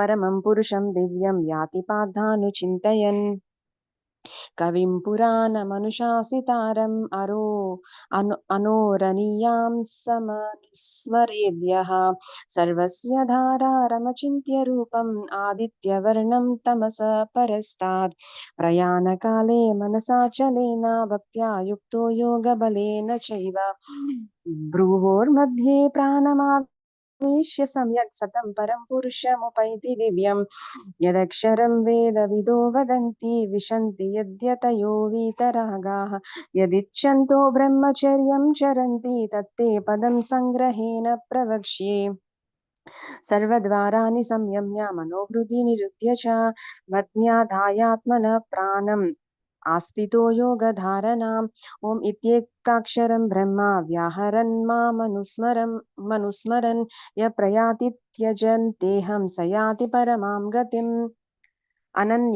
अनन्यचेता सततं यो मां स्मरति नित्यशः तस्याहं सुलभपादा नित्ययुक्तस्य योगिनः मामुपेत्य पुनर्जन्म दुःखालयम शाश्वतं नाप्नुवन्ति महात्मानः संसिद्धिं परमां गतिम् आब्रह्मभुवनाल्लोका पुनरावर्तिनोऽर्जुन मामुपेत्य तु कौन्तेय पुनर्जन्म न विद्यते सहस्रयुगपर्यन्तम् अहर्यद्ब्रह्मणो विदुः रात्रिं युगसहस्रान्तां देहोरात्र विदो जनाः अव्यक्ताद्व्यक्तयः सर्वा प्रभवन्त्यहरागमे रात्र्यागमे प्रलीयन्ते तत्रैवाव्यक्तसङ्गके भूतग्रामः स एवायं भूत्वा भूत्वा प्रलीयते रात्र्यागमे वशपादा प्रभवत्यहरागमे परस्तस्मात्तु भावोऽन्यो व्यक्तो व्यक्तात् सनातनः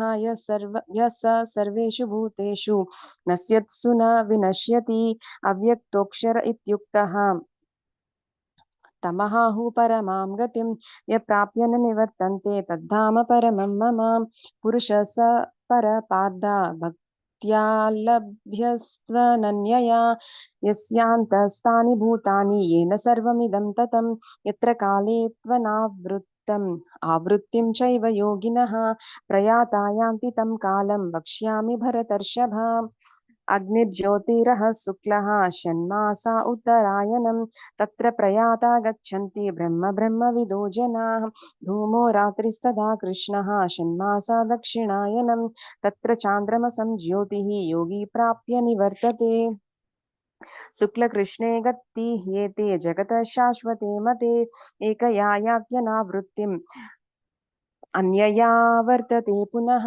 नैते श्रुति पादजाना योगी मुह्यति कश्चन तस्मात् सर्वेषु कालेषु योगयुक्तो भवार्जुन वेदेषु यज्ञेषु तपस्सु चैव दानेषु यत्पुण्यफलं प्रदिष्टम् अत्येति तत्सर्वमिदं विदित्वा योगी परं स्थानमुपैति चाद्यम् ॐ तत्सदिति श्रीमद्भगवद्गीतासु उपनिषत्सु ब्रह्मविद्यायां योगशास्त्रे श्रीकृष्णार्जुनसंवादे भगवत्प्राप्तियोगो नाम अष्टमोऽध्यायः सर्वं श्रीकृष्णार्पणमस्तु हरे कृष्णा कृष्णा कृष्णा हरे हरे हरे राम हरे हरे राम राम हरे राम राम राम राम हरे राम हरे कृष्ण हरे हरे हरे कृष्ण कृष्ण हरे कृष्ण हरे हरे हरे हरे हरे श्री राम राम हरे राम हरे हरे राम हरे हरे राम कृष्ण हरे हरे कृष्ण राम हरे राम हरे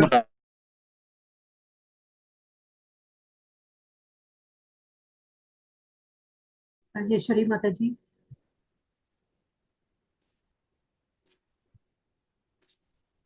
ॐ श्री परमात्मने नमः। अथ नवमोऽध्यायः राजविद्या राजगुह्ययोगः।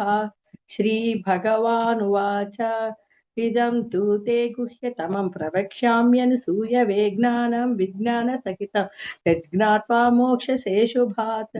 राजविद्या राजगुह्यं पवित्रमिदमुत्तमं प्रत्यक्षावगमं धर्म्यं सुसुखं कर्तुमव्ययम् अश्रद्धधाना पुरुषाः धर्मस्यास्य परन्तपः अप्राप्य मां निवर्तन्ते मृत्युसंसारवत्मनि मया ततमिदं सर्वं जगतव्यक्तमूर्तिना मस्तानि सर्वभूतानि न चाहं तेष्वस्थितः न च मस्तानि भूतानि पश्य मे योगमैश्वरं भूतभृन्न च भूतस्थः ममात्मा भूतभावनः यदाकाशस्थितो नित्यं वायुर्सर्वत्र गो महान् तदा सर्वाणि भूतानि मस्तानित्युपधारय सर्वभूतानि कौन्तेय प्रकृतिं यान्ति मामिकां कल्पक्षये पुनस्तानि कल्पादौ विसृजाम्यहम् प्रकृतिं स्वामवष्टभ्य विसृजामि पुनः पुनः भूतग्राममिमं कृष्णम् अविशं प्रकृतेश्वशात् न च मां तानि कर्माणि निबध्नन्ति धनञ्जयः उदासीनवदासीनम् असक्तं तेषु कर्मसु मयाध्यक्षेण प्रकृतिः सूयते से च चराचरं हेतुनानेन कौन्तेय जगत् विपरिवर्तते अवजानन्ति मां मूढाः मानुषीं तनुमाश्रितं परं भावमजानन्तः मम भूतमहेश्वरं मोघाशामोघकर्मणाः विचेतसः राक्षसीमाशिरीं चैव प्रकृतिमोहिनीं श्रिताः महात्मनस्तु मां पार्थ दैवीं प्रकृतिमाश्रिताः भजन्त्यनन्यमनसः ज्ञात्वा भूतादिमव्ययम् सततं कीर्तयन्तो मां यतन्तश्च दृढव्रताः नमस्यन्तश्च मां भक्त्या नित्ययुक्ता उपासते ज्ञानयज्ञेन चाप्यन्ये यजन्तो माम् उपासते एकत्वेन पृथक्त्वेन बहुधा विश्वतोमुखम् अहं क्रतरहं यज्ञः स्वदाहमहमौषधं मन्त्रोऽहमहमेवाज्यम् अहमग्निरहं हुतम् पिताहमस्य जगतः माता धाता पितामहः वेद्यं पवित्रमोङ्कारः ऋक्सामयजुरेव च गतिर्भर्ता प्रभुः साक्षी निवासः शरणं सुहृत् प्रलभौ प्रलयस्थानं निधानं बीजमव्ययम् तपाम्यहमहं वर्षं निगृह्णा मृत्युजामि च अमृतं चैव मृत्युश्च सदसच्चाहमर्जुन त्रैविद्या मां सोमपापूतपापाः यज्ञैरिष्ट्वा स्वर्गतिं पार्दयन्ते ते पुण्यमासाद्य सुरेन्द्रलोकम् अश्नन्ति दिव्यान् दिवि देव भोगान् ते तं भुक्त्वा सर्वलोकं विशालं क्षीणे पुण्ये मर्त्यलोकं विशन्ति एवं तैः धर्ममनुप्रपन्नाः गतागतं कामकामा लभन्ते अनन्या चिन्तयन्तो मां ये जनाः पर्युपासते तेषां नित्याभियुक्तानां योगक्षेमं वहाम्यहम् येऽप्यन्यदेवता भक्ताः यजन्ते श्रद्धयान्विताः तेऽपि मामेव कौन्तेय यजन्त्य विधिपूर्वकम् अहं हि सर्वयज्ञानां भोक्ता च प्रभुरेव च न तु मामिभिजानन्ति तत्त्वेनातञ्च्यवन्ति ते यान्ति देवव्रता देवान् पितॄन् यान्ति पितृव्रताः भूतानि यान्ति भूतेज्यः यान्ति मद्याजिनोऽपि माम् पत्रं पुष्पं फलं तोयं यो मे भक्त्या प्रयच्छति तदहं भक्तिप्रकृतम् अश्नामि प्रयतात्मनः यत्करोषि यदश्नासि यज्जहोषि ददासि यत्तपस्यसि कौन्तेय यत्तत्कुरश्व मदर्पणम् शुभाशुभफलैरेवं मोक्षसे कर्मबन्धनैः सन्न्यासयोगयुक्तात्मा विमुक्तो मामुपैष्यसि समोऽहं सर्वभूतेषु न मे द्वेषस्ति न प्रियः ये भजन्ति तु मां भक्त्या मयि तेषु चाप्यहम् अपि चेत् स दुराचारः भजते मामनन्यभाक् अपि चेत् दुराचारः भजते मामनन्यभाक् साधुरेव स मन्तव्यः सम्यग् व्यवसितो हि सः क्षिप्रं भवति धर्मात्मा सस्वच्छाति निगच्छति कौन्तेय जानीहि न मे भक्तौ प्रणश्यति मां हि पादव्यपाश्रित्य येऽपि स्युपापयोनयः स्त्रियो वैश्य सदा शूद्रः तेऽपि मायान्ति परां गतिं किं पुनः ब्राह्मणा पुण्याः भक्ता राजर्षयोस्तदा अनित्यमसुखं लोकम् इमं प्राप्य भजस्व मां मन्मना भव मद्भक्ता मद्याजि मां नमस्कुरु मामे वैश्यति युक्त्वैव आत्मानं मत्परायणः ओम तत्सदिति श्रीमद्भगवद्गीतासु उपनिषत्सु ब्रह्मविद्यायां योगशास्त्रे श्रीकृष्णार्जुन संवादे राजविद्या राजगुह्य योगो नाम नवमोऽध्यायः हरे कृष्ण कृष्ण कृष्ण कृष्ण हरे हरे कृष्ण हरे हरे हरे राम राम राम हरे हरे हरे कृष्ण हरे हरे हरे राम राम हरे हरे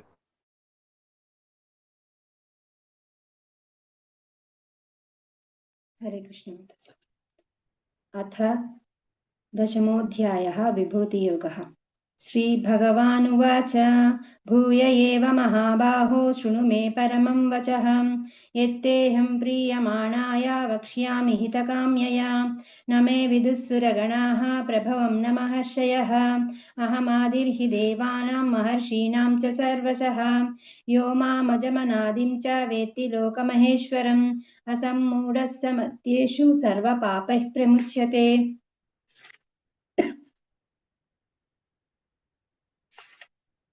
बुद्धिर्ज्ञानमसम्मोहः क्षमा सत्यं दमः शमः सुखं दुःखं भवो भावो भयं चाभयमेव च अहिंसा समता तुष्टिः तपोदानं यशो यशः भवन्ति भावा भूतानां मत्त एव पृथक्विधाः। महर्षयः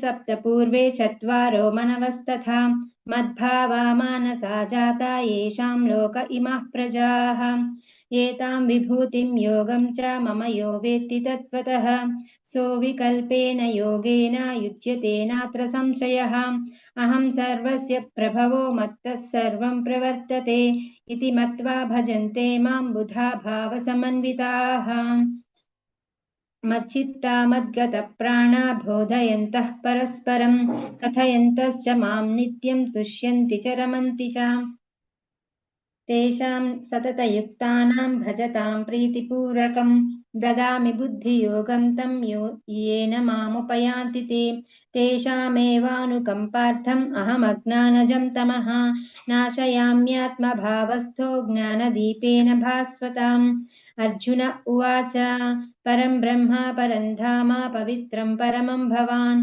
पुरुषं शाश्वतं दिव्यम् आदिदेवम् अजं विभुम् आहुस्त्वां ऋषयः सर्वे देवर्षिर्नारदस्तथा असितोऽद्यैव व्यासः स्वयं चैव ब्रवीषि मे सर्वमेतद्रुतं मन्ये यन्मां वदसि केशव न हि ते भगवन् व्यक्तिं विदुर्देवानदानवाः स्वयमेवात्मनात्मानं वेत्थ त्वं पुरुषोत्तम भूतभावन भूतेशा देवदेव जगत्पते वक्तुमर्हस्य शेषेण दिव्या ह्यात्मविभूतयः याभिर्विभूतिर्भिर्लोकान् इमां स्वं व्याप्य तिष्ठसि कथं विद्यामहं योगिन् त्वां सदा परिचिन्तयन् केषु केषु च भावेषु चिन्त्योऽसि भगवन्मया विस्तरेणात्मनो योगं विभूतिं च जनार्दन भूयः कथय तृप्तिर्हि शृण्वतो नास्ति मे मृतम्।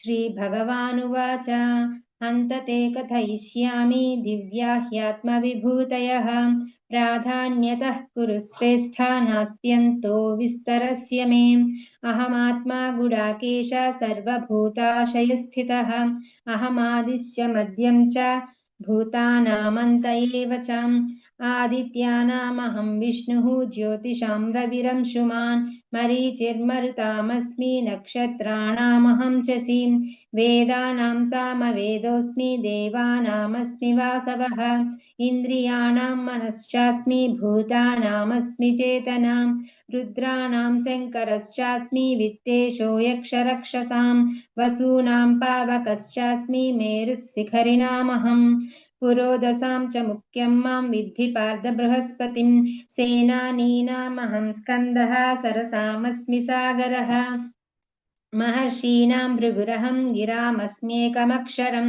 यज्ञानां जपयज्ञोऽस्मि स्थावराणां हिमालयः अस्वत्थ सर्ववृक्षाणां देवर्षीणां च नारदः गन्धर्वाणां चित्ररथः सिद्धानां कपिलो मुनिः उच्चैश्रवसमश्वानां विद्धि माममृतोद्भवम् ऐरावतं गजेन्द्राणां नराणां च नराधिपम् आयुधानामहं वज्रं धेनूनामस्मि कामधुक् प्रजनश्चास्मि कन्दर्पः सर्पाणामस्मि वासुकिः अनन्तश्चास्मि नागानां वरुणो यादसामहं पितॄणामर्यमा चास्मि यमः संयमतामहं प्रह्लादश्चास्मि दैत्यानां कालः कलयतामहं मृगाणां च मृगेन्द्रोऽहं वैनतेयश्च पक्षिणाम् पवनः पवतामस्मि रामः शस्त्रभृतामहं झषाणां मकरश्चास्मि स्रोतसामस्मि जाह्नवी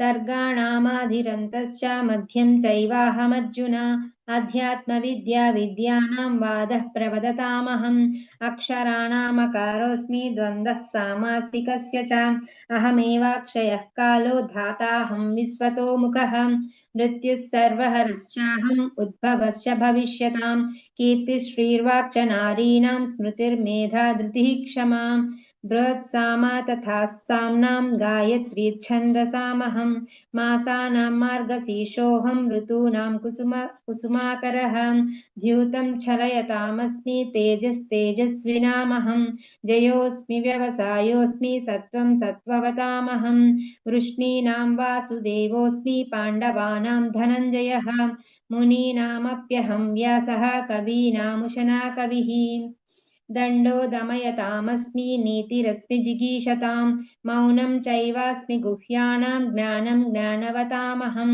यच्छापि सर्वभूतानां बीजं तदहमर्जुन न तदस्ति विना यत्स्यान्मया भूतं चराचरं नान्तोऽसि मम दिव्यानां विभूतीनां परन्तपाम् एष तूद्देशतः प्रोक्तो विभूतेर्विस्तरो मया यद्यद्विभूतिमत्सत्त्वं श्रीमदूर्जितमेव वा तत्तदेवावगच्छत्वं मम तेजोंशसम्भवम् अथवा बहुनैतेन किं ज्ञातेन तवार्जुन विष्टभ्याहमिदं कृष्णम् एकांशेन स्थितो जगत् ॐ तत्सदिति श्रीमद्भगवद्गीतासु उपनिषत्सु ब्रह्मविद्यायां योगशास्त्रे श्रीकृष्णार्जुनसंवादे भगवद्विभूतियोगो नाम दशमोऽध्यायः यदक्षरपदभ्रष्टं मात्राहीनं तु यद्भवेत् तत्सर्वं क्षम्यतां देव नारायण नमोऽस्तुते हरे कृष्णा कृष्ण कृष्ण कृष्ण कृष्ण कृष्ण हरे हरे राम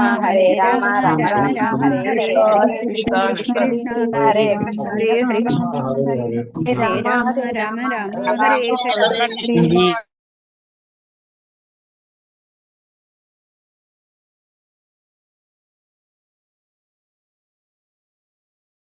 हरे कृष्ण माता जी।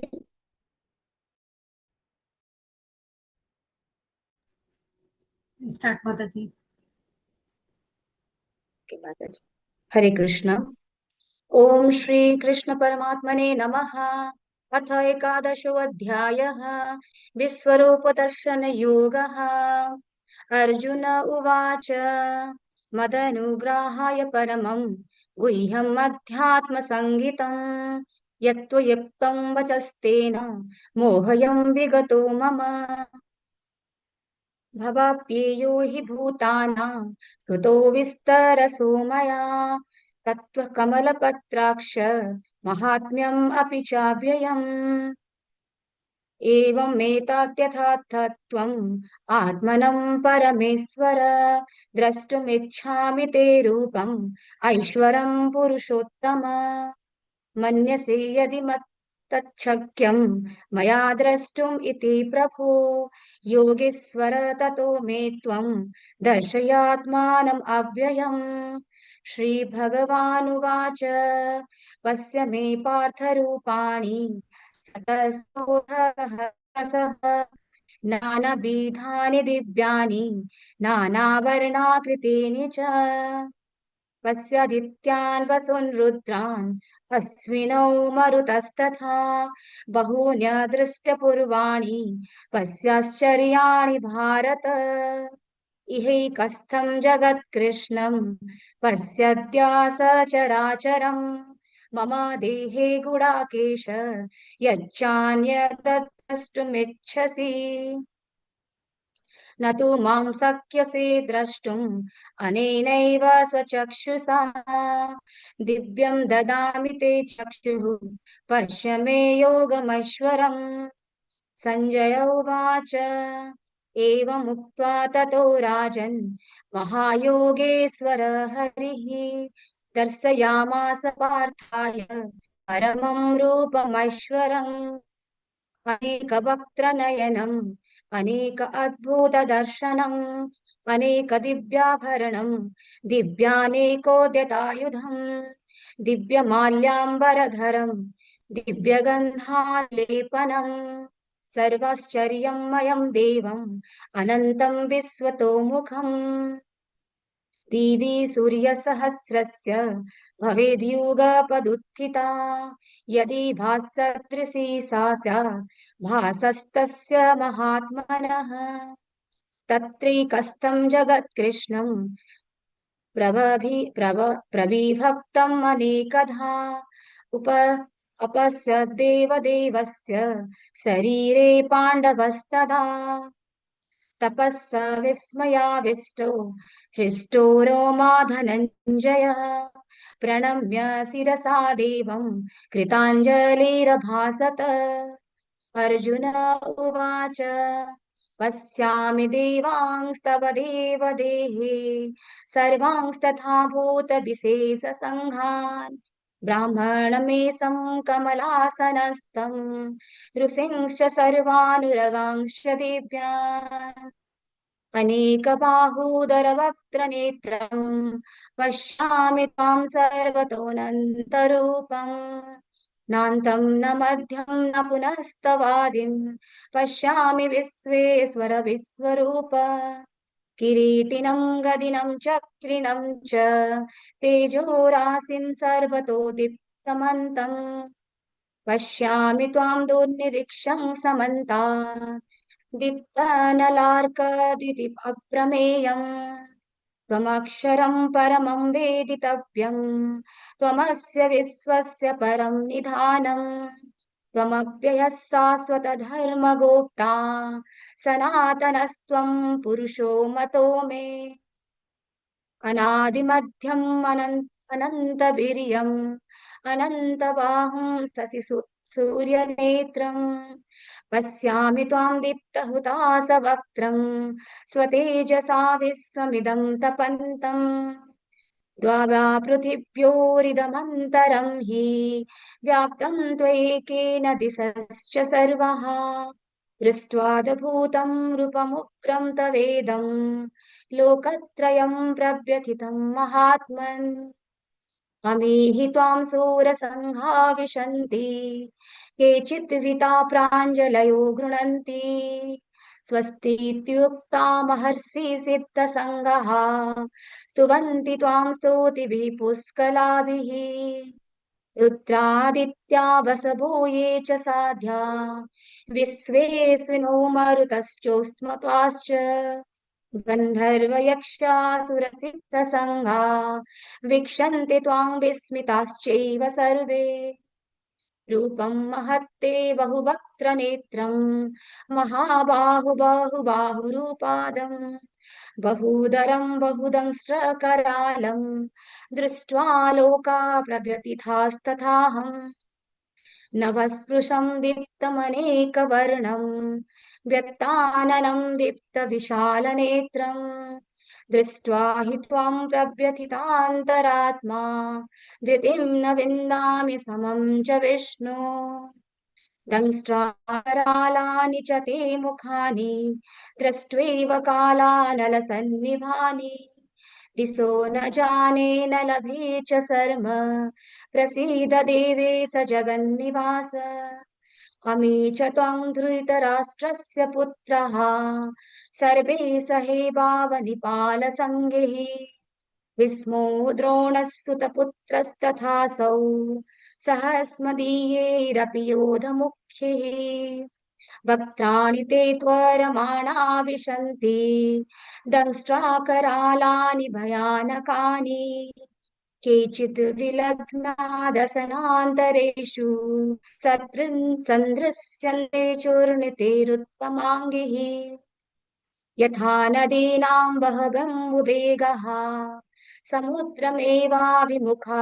द्रवन्ति तथा तवामि नरलोकवीरा विसन्ति वक्त्राण्यभिविज्वलन्ति यथा प्रदीप्तं ज्वलनं पतङ्गा विशन्ति नासाय समृद्धवेगः तथैव नासाय विशन्ति लोकाः तवापि वक्त्राणि समृद्धवेगः लेलीहसे ग्रसमानः समन्तात् लोकान् समग्रान् वदनेर्ज्वलब्धिः तेजोभिरापूर्य जगत् समग्रम् भासस्तवोग्रा प्रतपन्ति विष्णो आख्याहि मे को भवानुग्ररूपो नमस्तु ते देव वर प्रसीद विज्ञातुमिच्छामि भवन्तमाद्यं न हि प्रजानामि तव प्रवृत्तिम् श्रीभगवानुवाच कालोऽस्मि लोकक्षयकृत् प्रवृद्धो लोकान् समाहर्तुम् इह प्रवृत्तः रीतेऽपि त्वां न भविष्यन्ति सर्वे येव स्थिता प्रत्यनीकेषु योधाः तस्मात्तमुत्तिष्ठ यशो लभस्व जित्वा शत्रून् भुङ्क्ष्व राज्यं समृद्धम् मयि वेति निहता पूर्वमेव निमित्तमात्रं भव सव्यसाचिन् द्रोणं च भीष्मं च जयद्रथं च कर्णं तथान्यानपि योधवीरान् मया हतांस्त्वं जहिमा व्यथिष्ठा युद्धस्व चेतासि रणे सपत्नान् सञ्जय उवाच एतत् श्रुत्वा वचनं केशवस्य कृताञ्जलिर्वेपमानः किरीटी नमस्कृत्य भूय एवाह कृष्णं सगद्गदं भीतभीतः प्रणम्य अर्जुन उवाच स्थाने ऋषिकेश तव प्रकृत्या जगत्प्रहृष्यत्यनुरज्येत च रक्षांसि भीतानि दिशो द्रवन्ति सर्वे नमस्यान्ति च सिद्धसङ्गः कस्माच्च तेन नमिरन्महात्मन् गरीयसे ब्रह्मणोऽप्यादिकर्त्रे अनन्तदेवेश जगन्निवास त्वमक्षरं सत्सत्तत्परं यत् त्वमादिदेवः पुरुषः पुराण त्वमस्य विश्वस्य परं निधानम् वेत्तासि वेद्यं च परं च धाम त्वया ततं विश्वमनन्तरूप वायुर्यमो अग्निर्वरुण शशाङ्कः प्रजापतिस्त्वं प्रपितामहश्च नमो नमस्तेऽस्तु सहस्रकृत्वः पुनश्च भूयोऽपि नमो नमस्ते नमः पुरस्तादथ पृष्ठस्तस्ते नमस्तु ते सर्वत एव सर्व अनन्तवीर्यम् इत विक्रमस्त्वं सर्वं आप्नोसि ततोऽसि सर्वः सखेति मत्वां प्रभवं यदुक्तम् हे कृष्ण हे यादव हे सखेति अजानता महिमानं तवेदं मया प्रमादात् प्रणयेन वापि यच्चावहासार्थमसत्कृतोऽसि विहारशय्यासनभोजनेषु एकोऽथवाप्यच्युत तत्समक्षं तत्क्षामये त्वामहम् अप्रमेयम् पितासि लोकस्य चराचरस्य त्वमस्य पूज्यश्च गुरुर्गरीयान् न त्वत्समोऽस्त्यभ्यधिककृतोऽन्यो लोकत्रयोऽप्यप्रतिमप्रभाव तस्मात् प्रणम्य प्रणिधाय काम्यं प्रसादये त्वामहमि समीड्यम् पितेव पुत्रस्य सखेव सख्युः प्रियायार्हसि देव सोढुम् अदृष्टपूर्वं हृषितोऽस्मि दृष्ट्वा भयेन च प्रव्यथितं मनो मे तदेव मे दर्शय देवरूपम् प्रसीद देवेश जगन्निवास किरीटिनं गदिनं चक्रहस्तम् इच्छामि त्वां द्रष्टुम् अहं तथैव तेनैव रूपेण चतुर्भुजेन सहस्रबाहो भव विश्वमूर्ते। श्रीभगवानुवाच मया प्रसन्नेन तवार्जुनेदं रूपं परं दर्शितमात्मयोगात् तेजोमयं विश्वमनन्तमद्यं यन्मे त्वदन्येन न दृष्टपूर्वम् न वेदयज्ञाध्ययर्णे न दाने न च क्रियार्भिर्न तपोभिरुग्रे एवं रूपः शक्य अहं नृलोके द्रष्टुं त्वदन्येन कुरु प्रवीर मा ते व्यथा मा च विमूढभावो दृष्ट्वा रूपं घोरं विद्रुममेदम् व्यपेतभिप्रीतमना पुनस्त्वं तदेव मे रूपमिदं प्रपश्य। सञ्जय उवाच इत्यर्जुनं वासुदेवस्तथोक्त्वा स्वकं रूपं दर्शयामास भूयः आश्वासयामास च भीतमेनं भूत्वा पुनः सौम्य वपुर्महात्मा। अर्जुन उवाच दृष्ट्वेदं मानुषं रूपं तव सौम्यं जनार्दन इदानीमस्मि संवृत्तः सज्जिता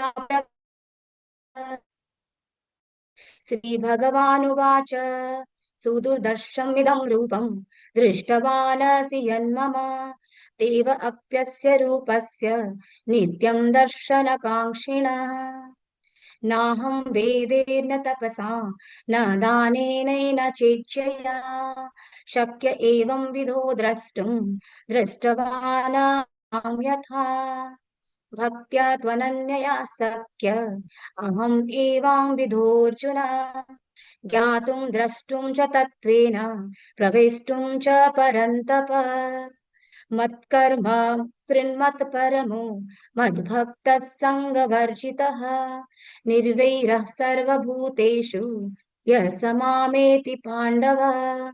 ॐ तत्सदिति श्रीमद्भगवद्गीतासूपनिषत्सु ब्रह्मविद्यायां योगशास्त्रे श्रीकृष्णार्जुनसंवादे विश्वरूपदर्शनयोग नाम एकादशोऽध्यायः।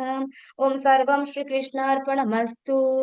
हरे कृष्णा हरे हरे कृष्णा हरे Hare कृष्ण हरे Krishna, Krishna Hare Hare, Ram Krishna हरे राम कृष्ण राम हरे राम हरे Rama Hare हरे Rama, Rama कृष्ण Rama हरे Hare कृष्ण Hare, हरे श्री कृष्ण श्रीराम Hare हरे Krishna, कृष्ण Hare हरे Krishna, कृष्ण Krishna हरे Hare हरे Hare, हरे राम हरे Rama Ram Hare Ram Ram Rama. Hare Hare सुधा माता जी। हरे कृष्णा सुधा माता जी।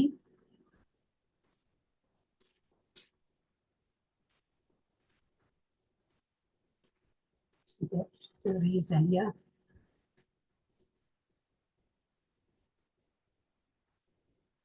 Yeah, can you take up 12th? Yeah. Yes. Hare Krishna. Yeah, now voice is clear. Now okay. Yeah. Continue. ॐ श्री परमात्मने नमः। श्रीमद्भगवद्गीता अथ द्वादशोऽध्यायः भक्तियोगः। अर्जुन उवाच एवं सततयुक्ता ये भक्ता स्वां पर्युपासते ये चाप्यक्षरमव्यक्तं तेषां के योगवित्तमाः। श्रीभगवानुवाच मय्यावेश्य मनो ये मां नित्ययुक्ता उपासते श्रद्धया परयोपेतास्ते मे युक्ततमा मताः। ये त्वक्षरमनिर्देश्यम् अव्यक्तं पर्युपासते सर्वत्र गमचिन्त्यं च कूटस्थमचलं ध्रुवम् सन्नियम्येन्द्रियग्रामं सर्वत्र समबुद्धयः ते प्राप्नुवन्ति मामेव सर्वभूतहिते रताः। क्लेशोऽधिकतरस्तेषाम् अव्यक्तासक्तचेतसाम् अव्यक्ता हि गतिर्दुःखम् देहवद्भिरवाप्यते ये तु सर्वाणि कर्माणि मयि सन्न्यस्य मत्पराः अनन्येनैव योगेन मां ध्यायन्त उपासते तेषामहं समुद्धर्ता मृत्युसंसारसागरात् भवामि न चिरात् पार्थ मय्यावेशितचेतसां मय्येव मनादत्स्व मयि बुद्धिं निवेशय निवसिष्यसि मय्येव अथ ऊर्ध्वन्न संशयः अथ चित्तं समाधातुं न शक्नोषि मयि स्थिरम् अभ्यासयोगेन ततो मामिच्छाप्तुं धनञ्जय अभ्यासेऽप्यसमर्थोऽसि मत्कर्म परमो भव मदर्थमपि कर्माणि कुर्वन् सिद्धिमवाप्स्यसि अथैतदप्यशक्तोऽसि कर्तुम् मद्योगमाश्रितः सर्वकर्मफलत्यागं ततः कुरु यतात्मवान् श्रेयो हि ज्ञानमभ्यासात् ज्ञानाध्यानौ विशिष्यते ध्यानात् कर्मफलत्यागस्त्यागात् शान्तिरनन्तरम् अद्वेष्टा सर्वभूतानां मैत्रः करुण एव च निर्ममो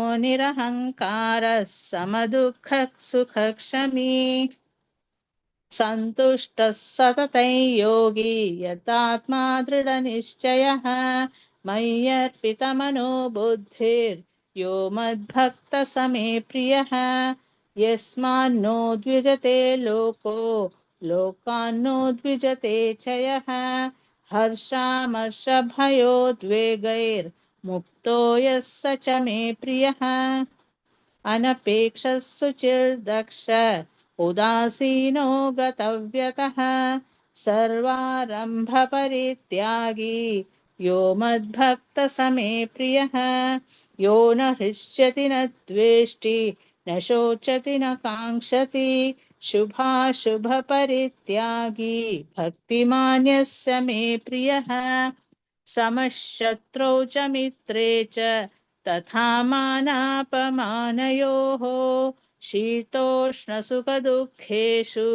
समः सङ्गविवर्जितः तुल्यनिन्दास्तुतिर्मौनी सन्तुष्टो येन केनचित् अनिकेतस्थिरमतिर्भक्तिमान् मे प्रियो नरः ये तु धर्म्यामृतमिदं यथोक्तं पर्युपासते श्रद्धधाना मत्परमा भक्तास्तेतीव मे प्रियः ॐ तत्सदिति श्रीमद्भगवद्गीतासूपनिषत्सु ब्रह्मविद्यायां योगशास्त्रे श्रीकृष्णार्जुनसंवादे भक्तियोगो नाम द्वादशोऽध्यायः ॐ श्रीकृष्णार्पणमस्तु हरे कृष्ण हरे कृष्ण कृष्ण हरे कृष्ण कृष्ण हरे हरे हरे राम राम राम हरे हरे हरे हरे राम कृष्ण राम कृष्ण राम कृष्ण हरे हरे हरे हरे हरे हरे राम राम राम हरे हरे हरे हरे कृष्ण हरे कृष्ण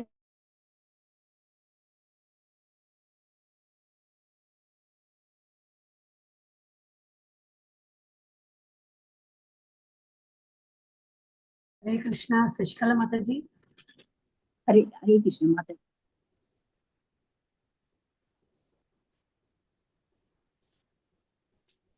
हरे कृष्ण माता जी प्रणाम। ओम श्री कृष्ण परब्रह्मणे नमः। श्रीमद्भगवद्गीता अथ त्रयोदशोऽध्यायः प्रकृति पुरुषो चैतन्य। अर्जुन उवाच प्रकृतिं पुरुषं चैव क्षेत्रं क्षेत्रज्ञमेव च एतत् वेदितुमिच्छामि ज्ञानं ज्ञेयं च केशव। श्रीभगवानुवाच इदं शरीरं कौन्तेय क्षेत्रमित्य विधीयते एतद्यो वेत्ति तं प्राहुः क्षेत्रज्ञ इति तद्विदः। क्षेत्रज्ञं चापि मां विद्धि सर्वक्षेत्रेषु भारत। क्षेत्रक्षेत्रज्ञयो ज्ञानं यत्तत् ज्ञानं मतं मम। तत्क्षेत्रं यच्च यदृक् च यद्विकारी यतच्छयत् स च यो यत्प्रभावाच्च तत्समासेन मे शृणु। ऋषिभिर्बहुधा गीतं छन्दोभिर्विविधैः पृथक् ब्रह्मसूत्रपदैश्चैव हेतुमद्भिर्विनिश्चितैः।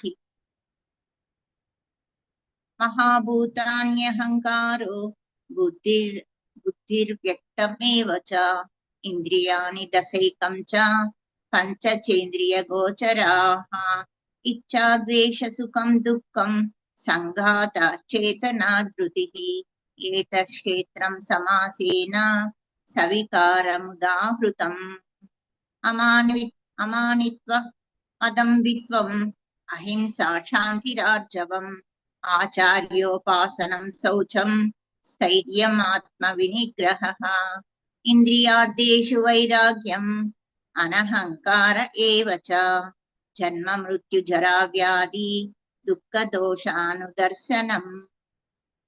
असक्तिरनभिष्वङ्गः पुत्रधारा गृहादिषु नित्यं च समचित्तत्वम् इष्टानिष्टोपपत्तिषु। मयि चानन्ययोगेन भक्तिरव्यभिचारिणी विविक्तदेशसेवित्वम् अरतिर्जन संसति। आध्यात्मज्ञाननित्यत्वं तत्त्वज्ञानार्थदर्शनम् एतत् ज्ञानमिति प्रोक्तम् अज्ञानं यततोऽन्यथा।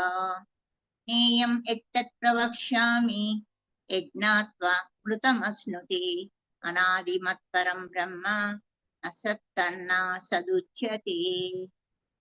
सर्वतः पाणिपादं तत् सर्वतोक्षि शिरोमुखं सर्वत्र श्रुतिमल्लोके सर्वमावृत्य तिष्ठति। सर्वेन्द्रियगुणाभासं सर्वेन्द्रियविवर्जितम् असक्तं सर्वभृच्छैव निर्गुणं गुणभोक्त च। बहिरन्तश्च भूतानाम् अचरं चरमेव च सूक्ष्मात्तत्त्वज्ञेयं दूरस्थं चान्तिके च तत्। अविभक्तं च भूतेषु विभक्तमिव च स्थितं भूतभर्तृ च तज्ज्ञेयं ग्रसिष्णुप्रभविष्णु च। ज्योतिषामपि तज्ज्योति तमसः परमुच्यते। ज्ञानं ज्ञेयं ज्ञानगम्यं हृदि सर्वस्य विष्ठितम्। इति क्षेत्रं तदा ज्ञानं ज्ञेयं चोक्तं समासतः। मद्भक्त एतद् विज्ञाय मद्भावायोपपद्यते। प्रकृतिं पुरुषं चैव विज्ञानादि उभावपि विकारांच गुणांचैव विद्धि प्रकृतिसम्भवान्। कार्यकारणकर्तृत्वे हेतुप्रकृतिरुच्यते। पुरुषः सुखदुःखानां प्रोक्तृत्वे हेतुरुच्यते। पुरुषः प्रकृतिस्थो हि भुङ्क्ते प्रकृतिजान् गुणान्। कारणं गुणसङ्गोऽस्य सदसद्योनिजन्मसु। उपदष्टानुमन्ता च भर्ता भोक्ता महेश्वरः। परमात्मेति चाप्युक्तो देहेऽस्मिन् पुरुषः परः। य एवं वेत्ति पुरुषं प्रकृतिं च गुणैः सह सर्वदा वर्तमानोऽपि न स भूयोऽभिजायते। ज्ञानेनात्मनि पश्यन्ति केचिदात्मानमात्मना अन्ये साङ्ख्येन योगेन कर्मयोगेन चापरे। अन्येत्येव मजानन्तः श्रुत्वा नेभ्य उपासते तेऽपि चातितरन्त्येव मृत्युं श्रुतिपरायणाः। यावत् सञ्जायते किञ्चित् सत्त्वं स्थावरजङ्गमम् क्षेत्रक्षेत्रज्ञसंयोगात् तद्विद्धि भरतर्षभ समं सर्वेषु भूतेषु तिष्ठन्तं परमेश्वरं विनश्यन्तं यपश्यति स पश्यति समं पश्यन् हि सर्वत्र समवस्थितमीश्वरं न हि नस्यात्मनात्मानं ततो याति परां गतिम् प्रकृतेव च कर्माणि क्रियमाणानि सर्वशः यपश्यति तदात्मानम् अकर्तारं स पश्यति यदा भूतपृथग्भावम् एकस्तमनुपश्यति तत एव च विस्तारं ब्रह्म सम्पद्यते तथा अनादित्वात् निर्गुणत्वात् परमात्मायमव्ययः शरीरस्थोऽपि कौन्तेय न करोति न लिप्यते यदा सर्वगतं सूक्ष्मात् आकाशं नोपलिप्यते सर्वत्रावस्थितो देहे तदात्मानो नोपलिप्यते यदा प्रकाशयत्येकः कृष्णं लोकमिमं रविः क्षेत्रं क्षेत्री तदा कृष्णं प्रकाशयति भारत क्षेत्रक्षेत्रज्ञयोरेवम् अन्तरं ज्ञानचक्षुषा भूतप्रकृतिमोक्षं च ये विदुर्यान्ति ते परम् ॐ तत्सदिति श्रीमद्भगवद्गीतासु उपनिषत्सु ब्रह्मविद्यायां योगशास्त्रे श्रीकृष्णार्जुन संवादे क्षेत्रक्षेत्रज्ञविभागयोगो नाम त्रयोदशोऽध्यायः। हरे कृष्णा कृष्ण कृष्ण हरे हरे हरे राम राम राम हरे हरे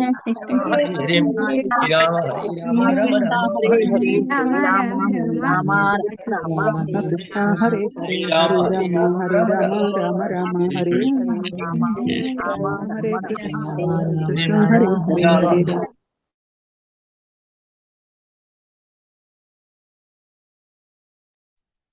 हरे कृष्ण माताजी।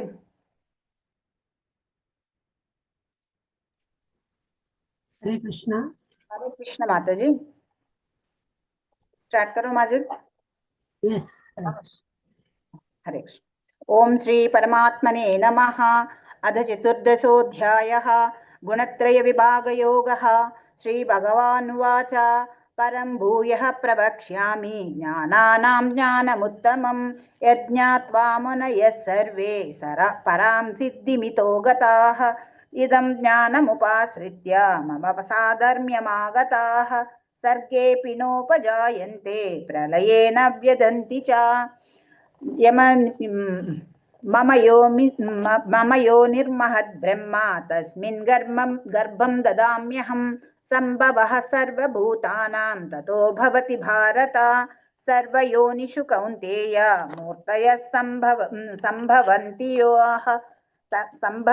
याः तासां ब्रह्म महाद्योनिः अहं बीजप्रदपिता सत्वं रजस्तमयिति गुणाः प्रकृतिसम्भवाः निबध्नन्ति महाबाहो देहे देहिनमव्ययम् तत्र सत्वं निर्मलत्वात् प्रकाशकमनामयम् सुखसङ्गेन बध्नाति ज्ञानसङ्गेन चानघा रजो रागात्मकं विद्धि तृष्णासङ्गसमुद्भवम् तन्निबध्नाति कौन्तेय कर्मसङ्गेन देहिनम् तमस्त्वज्ञानजं विद्धि मोहनं सर्वदेहिनां प्रमादालस्य निद्राभिः तन्निबध्नाति भारत सत्वं सुखे संजयति रजः कर्मणि भारत ज्ञानमावृत्य तु तमः प्रमादे संजयत्युत रजस्तमश्चाभिभूय सत्वं भवति भारत रजसत्वं तमश्चैव तमं सत्वरजस्तमा सर्वद्वारेषु देहेऽस्मिन् प्रकाशमुपजायते ज्ञानं यदा तदा विद्यात् निवृद्धं सत्वमित्युत लोभः प्रवृत्तिरारम्भः कर्मणाम स्पृहा रजस्तेतानि जायन्ते विवृद्धे भर्तर्षभा अप्रकाशोत्प्रवृत्तिश्च प्रमादो मोहमेव च तमस्येतानि जायन्ते विवृद्धे कुरु नन्दन यदा सत्त्वे प्रवृद्धे तु प्रलयं यान्ति देहभृत् तदोत्तमविदां लोकान् अमलान् प्रतिपद्यते रजसि प्रलयं गत्वा कर्मसङ्गिषु जायते तदा प्रलीनस्तमसि मूढयोनिषु जायति कर्मणः सुकृतस्याहुः सात्विकं निर्मलं फलं रजसस्तु फलं दुःखम् अज्ञानं तमसः फलं सत्त्वात् संजायते ज्ञानं तमसो लोभ एव च प्रमादमोहौ तमसः भवतो ज्ञानमेव च ऊर्ध्वं गच्छन्ति तमसः क्षम्यताम् ऊर्ध्वं गच्छन्ति सत्त्वस्ताः मध्ये तिष्ठन्ति राजसाः जगन्यगुणवृत्तिस्ता अधो गच्छन्ति तामसाः नान्यं गुणेभ्यः कर्तारं यदा द्रष्टानुपश्यति गुणेभ्यश्च परं वेत्ति मद्भावं सोऽधिगच्छति गुणानेतानतीत्यत्रीन् देही देहसमुद्भवान् जन्म मृत्यु जरा दुःखै विमुक्तो मृतमश्नुते अर्जुन उवाच कैर्लिङ्गैत्रीन् गुणाभिनेतान् अतीतो भवति प्रभो किमाचारः कथं चैतान् त्रीन् गुणानतिवर्तते श्रीभगवानुवाच प्रकाशञ्च प्रवृत्तिञ्च मोहमेव च पाण्डव न द्वेष्टि सम्प्रवृत्तानि न निवृत्तानि काङ्क्षति उदासीनवदासीनः गुणैर्यो न विराल्यते गुणा वर्तन्ते इत्येव वोपतिष्ठति वेङ्गते समदुःखः सुखं स्वस्थः समलोष्टास्मकाञ्चनः तुल्यप्रिया प्रियो धीरः तुल्यनिन्दात्मसंस्तुतिः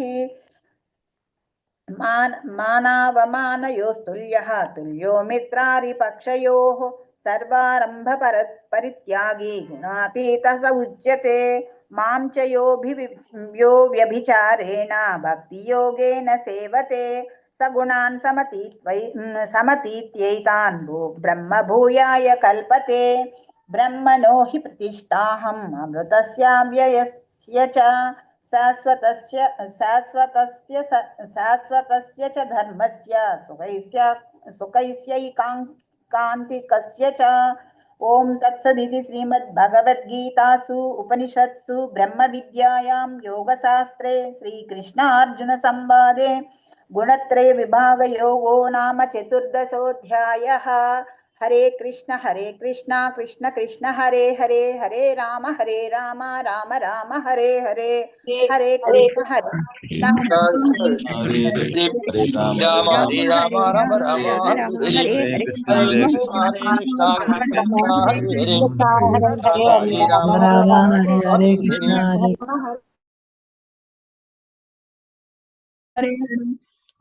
Ram Hare Hare Hare Krishna. Back up. Nalini Mataji is there? Yes, Mataji. Hare Krishna. Mataji, if you want to recite, you can recite, Mataji. No, it's okay. That's what I was asking you. Mataji, can I? Yeah, you please. Yes, Mataji. Divya Mataji. ओम श्री परमात्मने नमः। अथ पंचदशोऽध्यायः।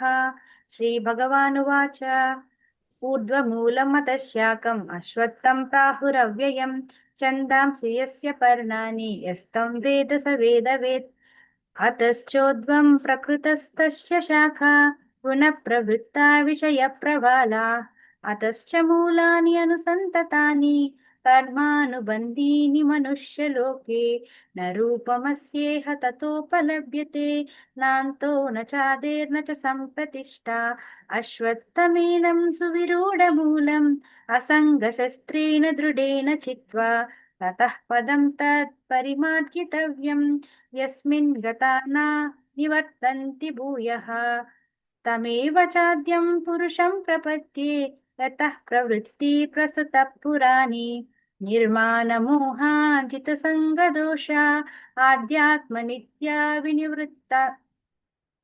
विनिवृत्तकामाः द्वन्द्वैर्विमुक्ता सुखदुःखसङ्गैर्गच्छन्ति मूढा पदमव्ययं तत् न तद्भासयते सूर्यो न शशाङ्को न पावकः यद्गत्वा निवर्तन्ते तद्धाम परमं मम ममैवांशो जीवलोके जीवभूतः सनातनः मनःषष्ठानीन्द्रियाणि प्रकृतिस्थानि कर्षति शरीरं यदवाप्नोति यच्चामुत्क्रामतीश्वरः गृहीत्वैतानि संयाति वायुर्गन्धानि वाशयात् स्तोत्रं चक्षुस्पर्शनं च रसनं घ्राणमेव च अधिष्ठाय मनश्चायं विषयानुपसेवते उत्क्रामन्तं स्थितं वापि भुञ्जानं वा गुणान्वितं विमूढानानुपश्यन्ति पश्यन्ति ज्ञानचक्षुषः यतन्तो योगिनश्चैनं पश्यन्यात्मन्यवस्थितं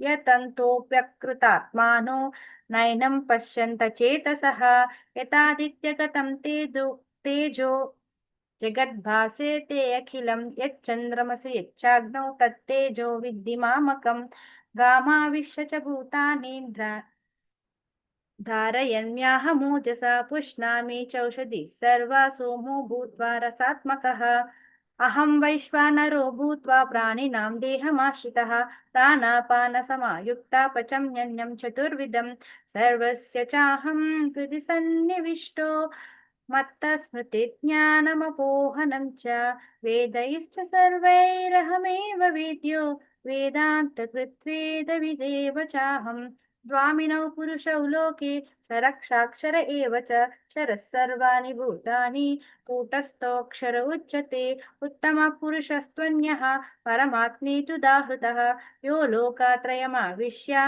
विभर्तव्यय ईश्वरः यस्मात्क्षरमतीतोऽहम् अक्षरादपि चोत्तमः अतोऽस्मि लोके वेदे च कथितः पुरुषोत्तमः यो माम् एवम् असम्मूढो जानाति पुरुषोत्तमं स सर्वविद् भजति मां सर्वभावेन भारत इति गुह्यतमं शास्त्रम् इदमुक्तं मया नघ एतद्बुद्ध्वा बुद्धिमान् स्यात् कृतकृत्यश्च भारत ओम तत्सदिति श्रीमद्भगवद्गीतासु उपनिषत्सु ब्रह्मविद्यायां योगशास्त्रे श्रीकृष्णार्जुन संवादे पुरुषोत्तमयोगो नाम पञ्चदशोऽध्यायः यदक्षरपदभ्रष्टं मात्राहीनं तु यद्भवेत् तत्सर्वं क्षम्यतां देव नारायण नमोऽस्तु ते हरे कृष्णा हरे कृष्ण कृष्णा कृष्ण कृष्णा कृष्ण हरे हरे हरे हरे हरे हरे राम राम हरे हरे राम राम राम हरे राम कृष्ण हरे हरे कृष्ण हरे कृष्ण कृष्ण हरे हरे कृष्ण हरे कृष्ण कृष्ण हरे कृष्ण हरे हरे राम हरे हरे राम हरे राम राम राम राम राम हरे हरे हरे हरे हरे हरे कृष्ण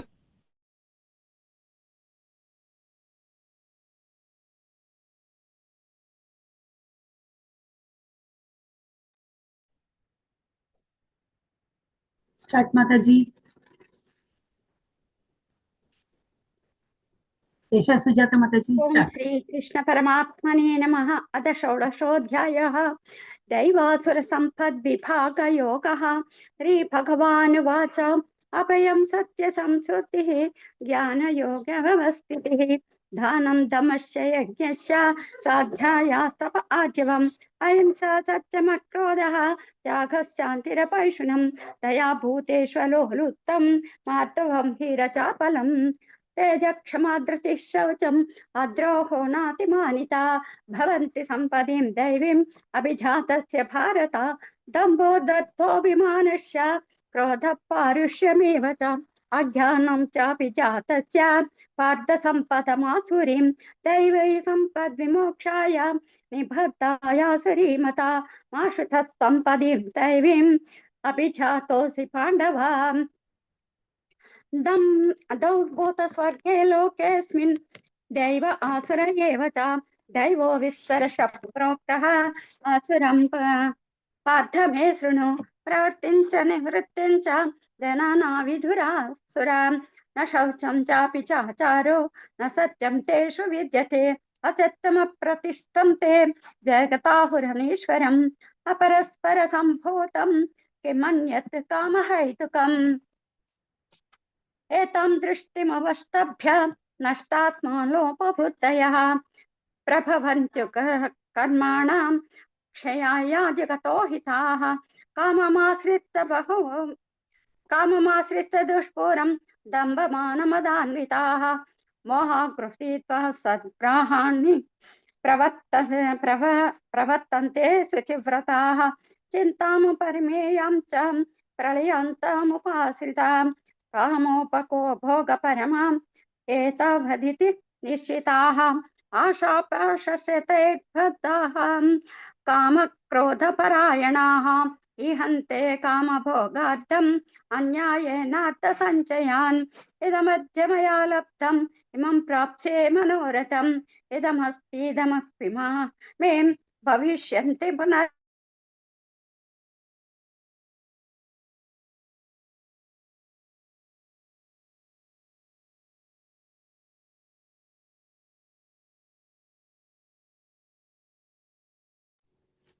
हरे कृष्ण।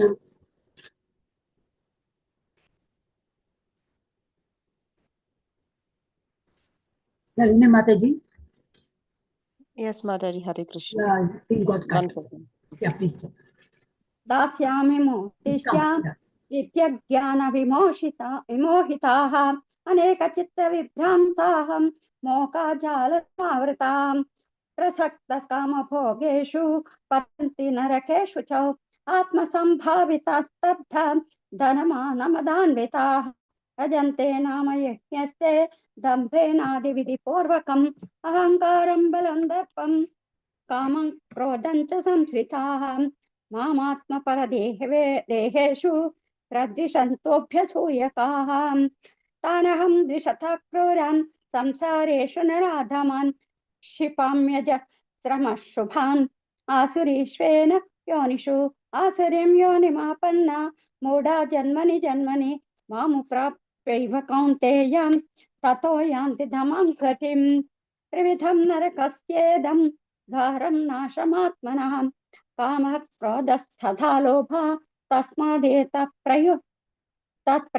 त्यजेत् एतैर्विमुक्तः कौन्तेयं तमोद्वारे तिभिर्नरः आचरत्मात्मनः श्रेयः ततो याति परां गतिं यशास्त्रविधिमुत्सृज्य वर्तते कामकारतः न स सिद्धिमवाप्नोति न सुखं न परां गतिं तस्मात् शास्त्रं प्रमाणं ते कार्याकार्यव्यवस्थितौ ज्ञात्वा शास्त्रविधानोक्तं कर्म कर्तुमिहार्हसि। ओम तत्सदिति श्रीमद्भगवद्गीतासु उपनिषत्सु ब्रह्मविद्यायां योगशास्त्रे श्रीकृष्णार्जुन संवादे दैवासुरसम्पद्विभागयोगो नाम षोडशोऽध्यायः। यदक्षरपदभ्रष्टं मात्राहीनं तु यद्भवेत् तत्सर्वं क्षम्यतां देव नारायण नमोऽस्तुते। हरे कृष्ण हरे कृष्ण कृष्ण हरे हरे राम हरे हरे हरे राम राम हरे राम राम राम हरे हरे राम हरे हरे कृष्ण हरे हरे कृष्ण हरे कृष्ण कृष्ण कृष्ण हरे हरे हरे हरे हरे राम हरे राम राम राम हरे हरे हरे कृष्ण हरे हरे कृष्ण कृष्ण हरे कृष्ण।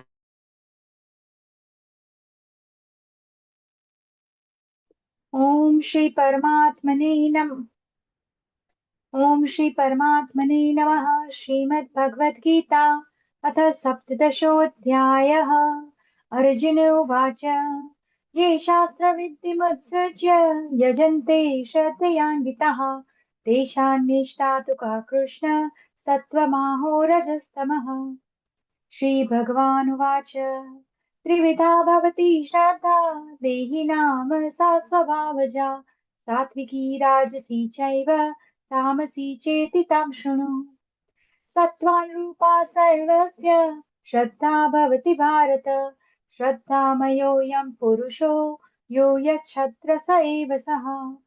यजन्ते सात्विका देवान् यक्षरक्षांसि राजसः प्रेतान् भूतगणाश्चन्ये यजन्ते तामसा जनः।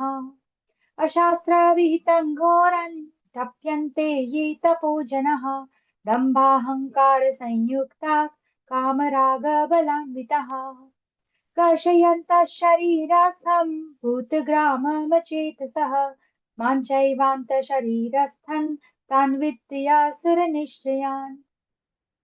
आहारस्त्वपि सर्वस्य त्रिविधो भवति प्रियः यज्ञस्तपस्तथा दानं तेषां भेदमिमं शृणु।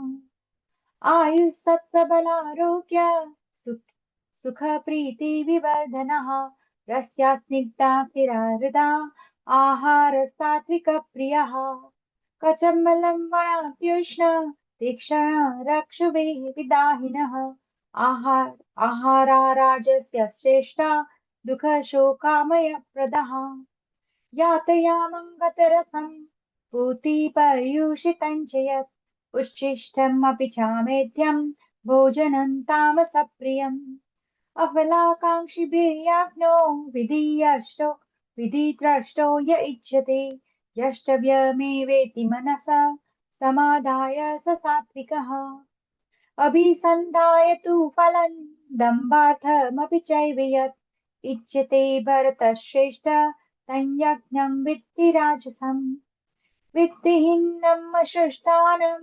मन्त्रहीनमदक्षिणम् श्रद्धाविरहितं यज्ञं तामसं परिचक्षते देवद्विज गुरुप्राज्ञ पूजनं शौचमार्जवम् ब्रह्मचर्यमहिंसा च शारीरन्नतप उच्यते अनुद्वेगकरं वाक्यं सत्यं प्रियहितं च यत् स्वाध्यायाभ्यसनं चैव वाण्यं तप उच्यते मनःप्रसाद सौम्यत्वं मौनमात्मविनिग्रहः भावसंशुद्धिरित्येतत् तपो मानसमुच्यते श्रद्धया परया तप्तं तपस्तत्त्रिविधं नरैः अफलाकाङ्क्षिभिर्युक्तैः सात्विकं परिचक्षते सत्कारमानपूजार्थं तपोदम्भेन चैव यत् क्रियते तदिह प्रोक्तं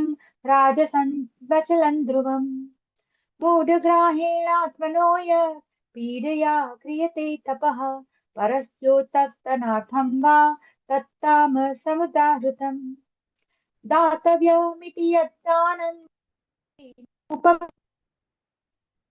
दीयतेनोपकारिणे देशे काले च पात्रे च तद्दानं सात्विकं स्मृतम् यत्तु प्रत्युपकारार्थं फलमुद्दिश्य वा पुनः दीयते च परिक्लिष्टं तद्दानं राजसस्मृतम् अद्रेशकाले यद्दानम् अपात्रेभ्यश्च दीयते असत्कृतम् अवज्ञातं तत्तामसमुदाहृतम् ॐ तत्सदिति निर्देशो ब्रह्मणस्त्रिविधः स्मृतः ब्राह्मणास्तेन वेदाश्च यज्ञाश्च विहिताः पुरा तस्मादोमित्युदाहृत्य यज्ञदानतपक्रियाः प्रवर्तन्ते विधानोक्ताः सततं ब्रह्मवादिनाम् तदित्यनभिसन्धाय फलं यज्ञतपक्रियाः दानक्रियाश्च विविधाः क्रियन्ते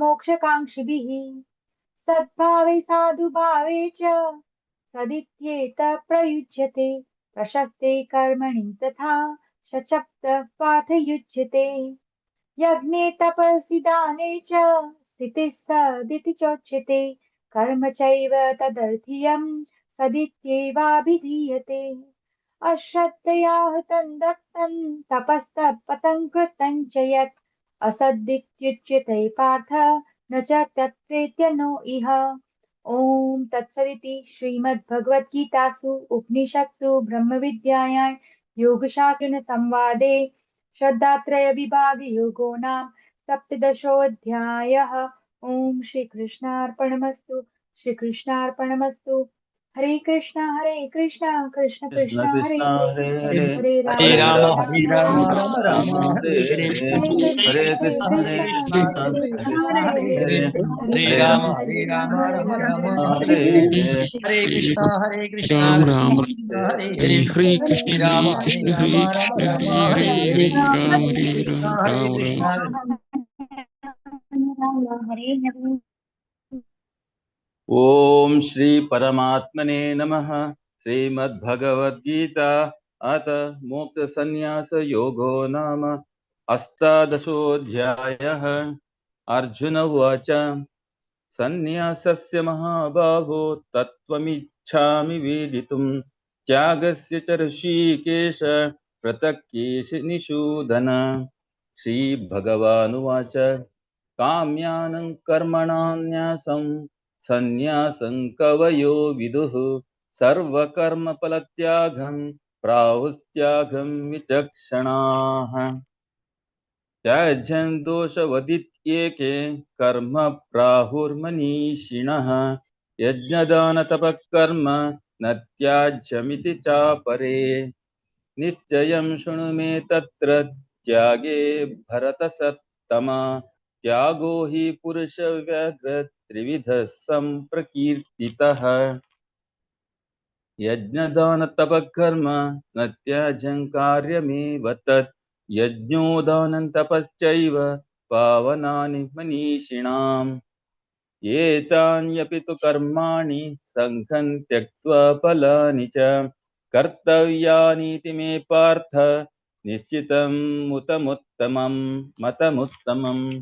नियतस्य तु सन्न्यासः कर्मणो नोपपद्यते मोहात् तस्य परित्यागस्तामसः परिकीर्तितः दुःखमित्येव यत्कर्म कायक्लेशभयात् त्यजेत् सकृत्वा राजसं त्यागन् नैव त्यागफलं लभेत् कार्यमित्येव यत्कर्म नियतं क्रियतेऽर्जुन सङ्गं त्यक्त्वा फलं चैव सात्विको मतः न द्वेष्ट्य कुशलं कर्म कुशलेनानुषज्यते त्यागी सत्त्वसमाविष्टो मेधावी छिन्न संशयः न हि देवव्रता शक्यं त्यक्तुं कर्माण्यशेषतः यस्तु कर्मफलत्यागी सत्यागीत्यभिधीयते अनिष्टमिष्टं मिश्रं च त्रिविधं कर्मणः फलं भवत्यत्यागीनां प्रीत्य न तु सन्न्यासिनां क्वचित् पञ्चैतानि महाबाहो कारणानि निबोध मे सांख्ये कृतान्ते प्रोक्तानि सिद्धये सर्वकर्मणाम् अधिष्ठानं तथा कर्ता करणै च पृथग्विधं विविधाश्च पृथक् चेष्टा दैवं चैवात्र पञ्चमम् शरीरवाङ्मनोभिर्यत्कर्म प्रारभते नरः न्यायं वा विपरीतं वा पञ्चैते तस्य हेतवः तत्रैवं सति कर्तारम् आत्मानं केवलं तु यः पश्यत्यकृतबुद्धित्वान् न स पश्यति दुर्मतिः यस्य नाहङ्कृतो भावो बुद्धिर्यस्य न लिप्यते हत्वापि स इमान् लोकान् न हन्ति न निबध्यते ज्ञानज्ञेयं परिज्ञाता त्रिविधा कर्मचोदना करणं कर्म कर्तेति त्रिविधः कर्म संग्रहः ज्ञानं कर्म च कर्ता च त्रिधैव गुणभेदतः प्रोच्यते गुणसंख्यानि यथा वच्छृणुतान्यपि सर्वभूतेषु येनैकं भावमव्ययममीक्षते अविभक्तं विभक्तेषु तज्ज्ञानं विद्धि सात्विकम् पृथक्त्वेन तु यज्ञानं नानाभावं पृथक् विधान् वेत्ति सर्वेषु भूतेषु तज्ज्ञानं विद्धि राजसम् यत्तु कृत्स्नवदेकस्मिन् कार्ये सक्तमहैतुकम् अतत्त्वार्थवदल्पं च तत्तामसमुदारथम् नियतं सङ्गरहितम् अरागद्वेषतकृतम् अपलप्रेप्सुना कर्म यत्तत् सात्विकमुच्यते यत्तु कामेप्सुना कर्म साहंकारेण वा पुनः क्रियते बहुलायासन् तद्राजसमुदारतम् अनुबन्धं क्षयं हिंसाम् अनवेक्ष्य च पौरुषं मोहादारभ्यते कर्म यत्तत्तामसमुच्यते मुक्तसङ्गो अनहंवादी धृत्युत्साहसमन्वितः सिद्ध्यसिद्ध्योर्निर्विकारः कर्ता सात्विक उच्यते रागे कर्मफलप्रेप्सुर् लुब्धो हिंसात्मको शुचिः हर्षशोकान्वितकर्ता राजस परिकीर्तितः अयुक्तप्राकृतस्तब्धः शठो नैष्कृतिको लसः विषादी दीर्घसूत्री च कर्ता तामस उच्यते बुद्धिर्भेदं धृतेश्चैव गुणस्तत्त्रिविधं शृणु प्रोच्यमानमशेषेण पृथक्त्वेन धनञ्जय प्रवृत्तिं च निवृत्तिं च कार्याकार्ये भयाभये बन्धं मोक्षं च या वेत्ति बुद्धिः सा पार्थ सात्विकी यया धर्ममधर्मं च कार्यं च कार्यमेव च अयथावत् प्रजानाति बुद्धिः सा पार्थ राजसी अधर्मं धर्ममिति या मन्यते तमसावृता सर्वार्थान् विपरीतांश्च बुद्धिः सा पार्थ तामसी धृत्या यया धारयते मनः प्राणेन्द्रियक्रियाः योगेन व्यभिचारिण्या धृतिः सा पार्थ सात्विकी यया तु धर्मकामार्तान् धृत्या धारयेतुर्जन प्रसंगेन फलाकांक्षी धृतिः सा पार्थ राजसी यया स्वप्नं भयं शोकं विषादं मदमेव च न विमुञ्चति दुर्मेध धृतिः सा पार्थ तामसी सुखं त्विदानीं त्रिविधं शृणु मे भरतर्षभ अभ्यासात् रमते यत्र दुःखान्तं च निगच्छति यत्तदग्रे विषमिव परिणेमे मृतोपमं तत्सुखं सात्विकं प्रोक्तम् आत्मबुद्धिप्रसादजम् विषयेन्द्रियसंयोगात् यत्तदग्रे मृतोपमं परिणामे विषमिव तत्सुखं राजसंस्मृतम् यदग्रे चानुबन्धे च सुखं मोहनमात्मनः निद्रालस्य प्रमादोत्थं तत्तामसमुदारतम् न तदस्ति पृथिव्यां वा दिवि देवेषु वा पुनः सत्त्वं प्रकृतिजैर्मुक्तं यथेभिस्त्रिभिर्गुणैः ब्राह्मणक्षत्रियविषां शूद्राणां च परन्तप कर्माणि प्रविभक्तानि स्वभावप्रभवैर्गुणैः शमोधमस्तपःशौचं शान्तिरार्जवमेव च ज्ञानं विज्ञानमास्तिक्यं ब्रह्मकर्म स्वभावजम् शौर्यं तेजो धृतिर्दाक्ष्यं युद्धे चाप्यपलायनं दानमीश्वरभावश्च क्षात्रं कर्म स्वभावजम् कृषिगौरक्ष्यवाणिज्यं वैश्यकर्म स्वभावजम् परिचर्यात्मकं कर्म शूद्रस्यापि स्वभावजम् स्वे स्वे कर्मण्यभिरतः संसिद्धिं लभते नरः स्वकर्मनिरतसिद्धिं यथा विन्दति तच्छृणु यत प्रवृत्तिर्भूतानां येन सर्वमिदं ततं स्वकर्मणा तमभ्यर्च्य सिद्धिं विन्दति मानवः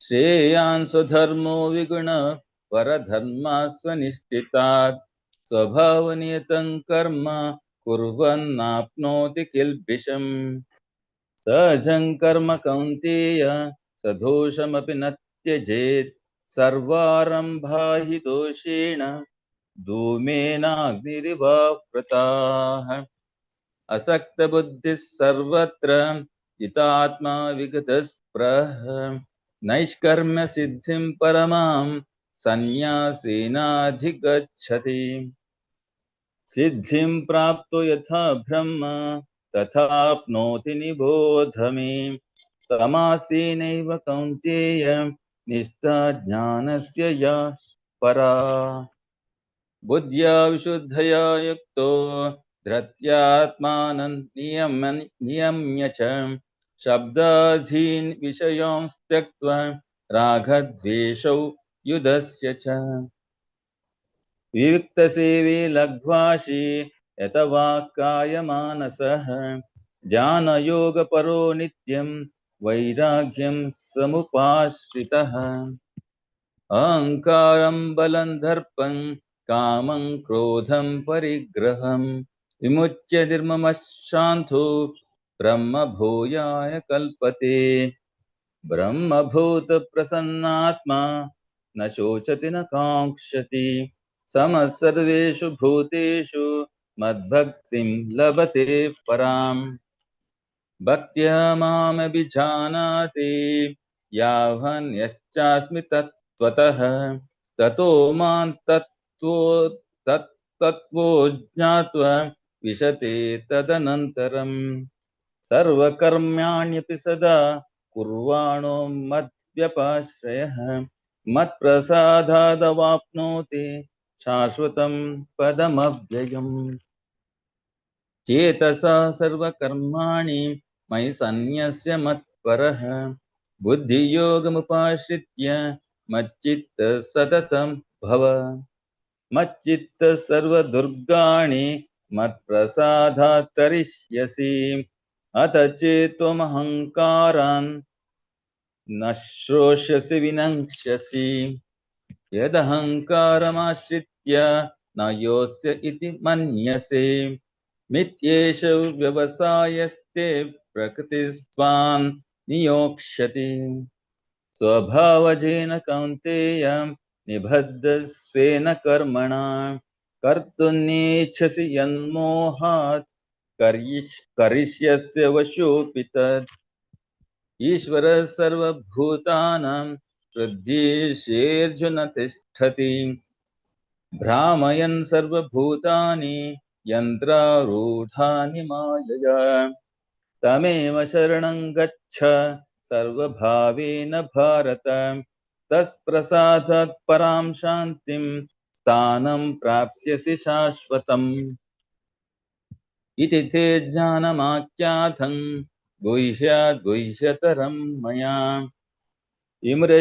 विमृशैतदशेषेण यथेच्छसि तथा कुरु सर्वगुह्यतमं भूय शृणु मे परमं वचः इष्टोऽसि मे दृढमिति ततो वक्ष्यामि ते हितम् मन्मना भव मद्भक्तो मध्यासि मां नमस्कुरु मामे वैश्यसि सत्यन्ते प्रतिजाने प्रियोऽसि मे सर्वधर्मान् परित्यज्य मामेकं शरणं व्रज अहं त्वा सर्वपापेभ्यो मोक्षयिष्यामि मा शुचः इदं ते न तपस्काय न भक्ताय कदाचन न चाशुशुश्रूषे वाच्यन् न च मां योऽभ्यसूयति य इमं परमं गुह्यं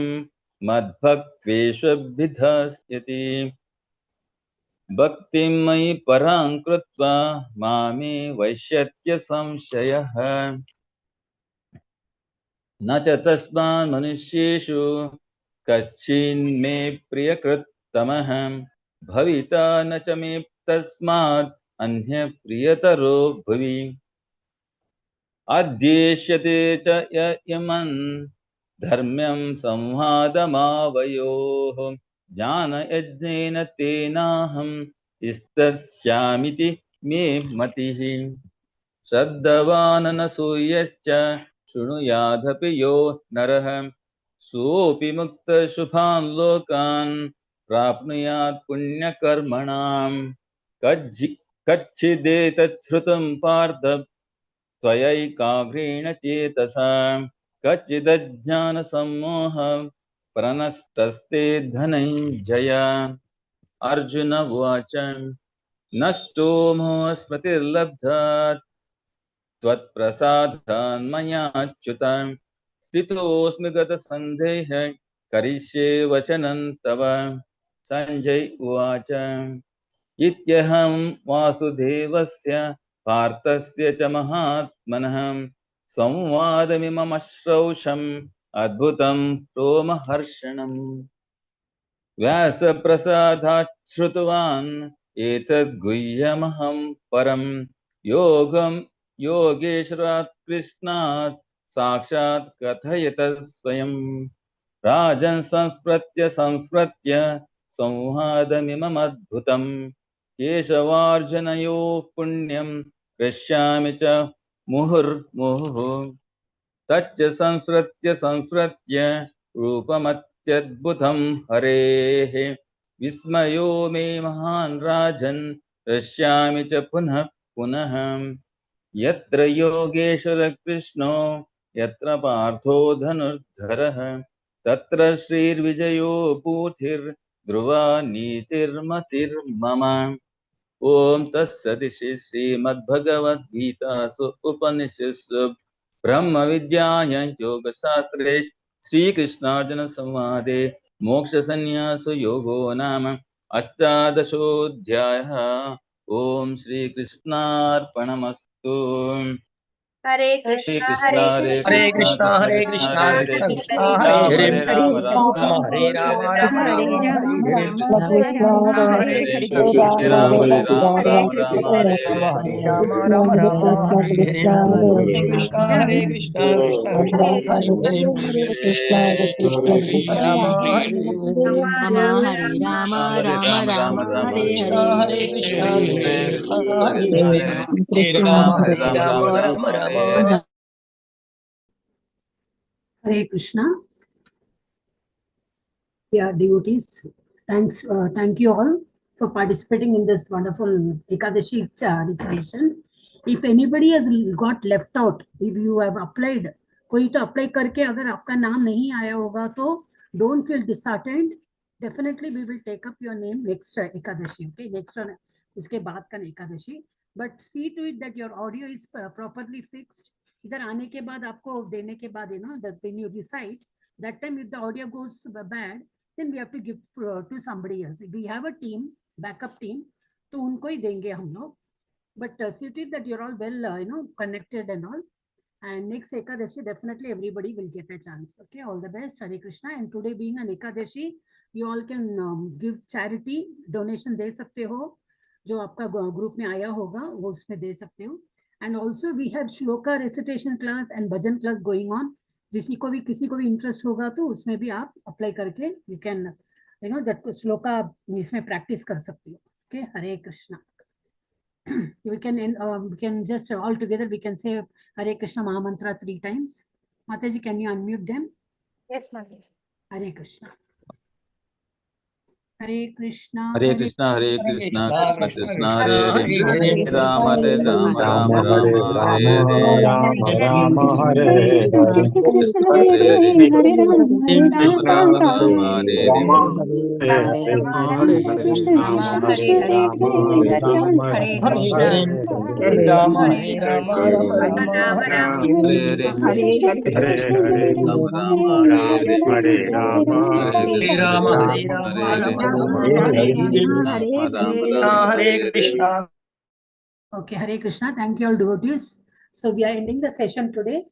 We'll meet you all on next Ekadashi. Okay, Hare Krishna. Thank you, co-host. Hare Krishna.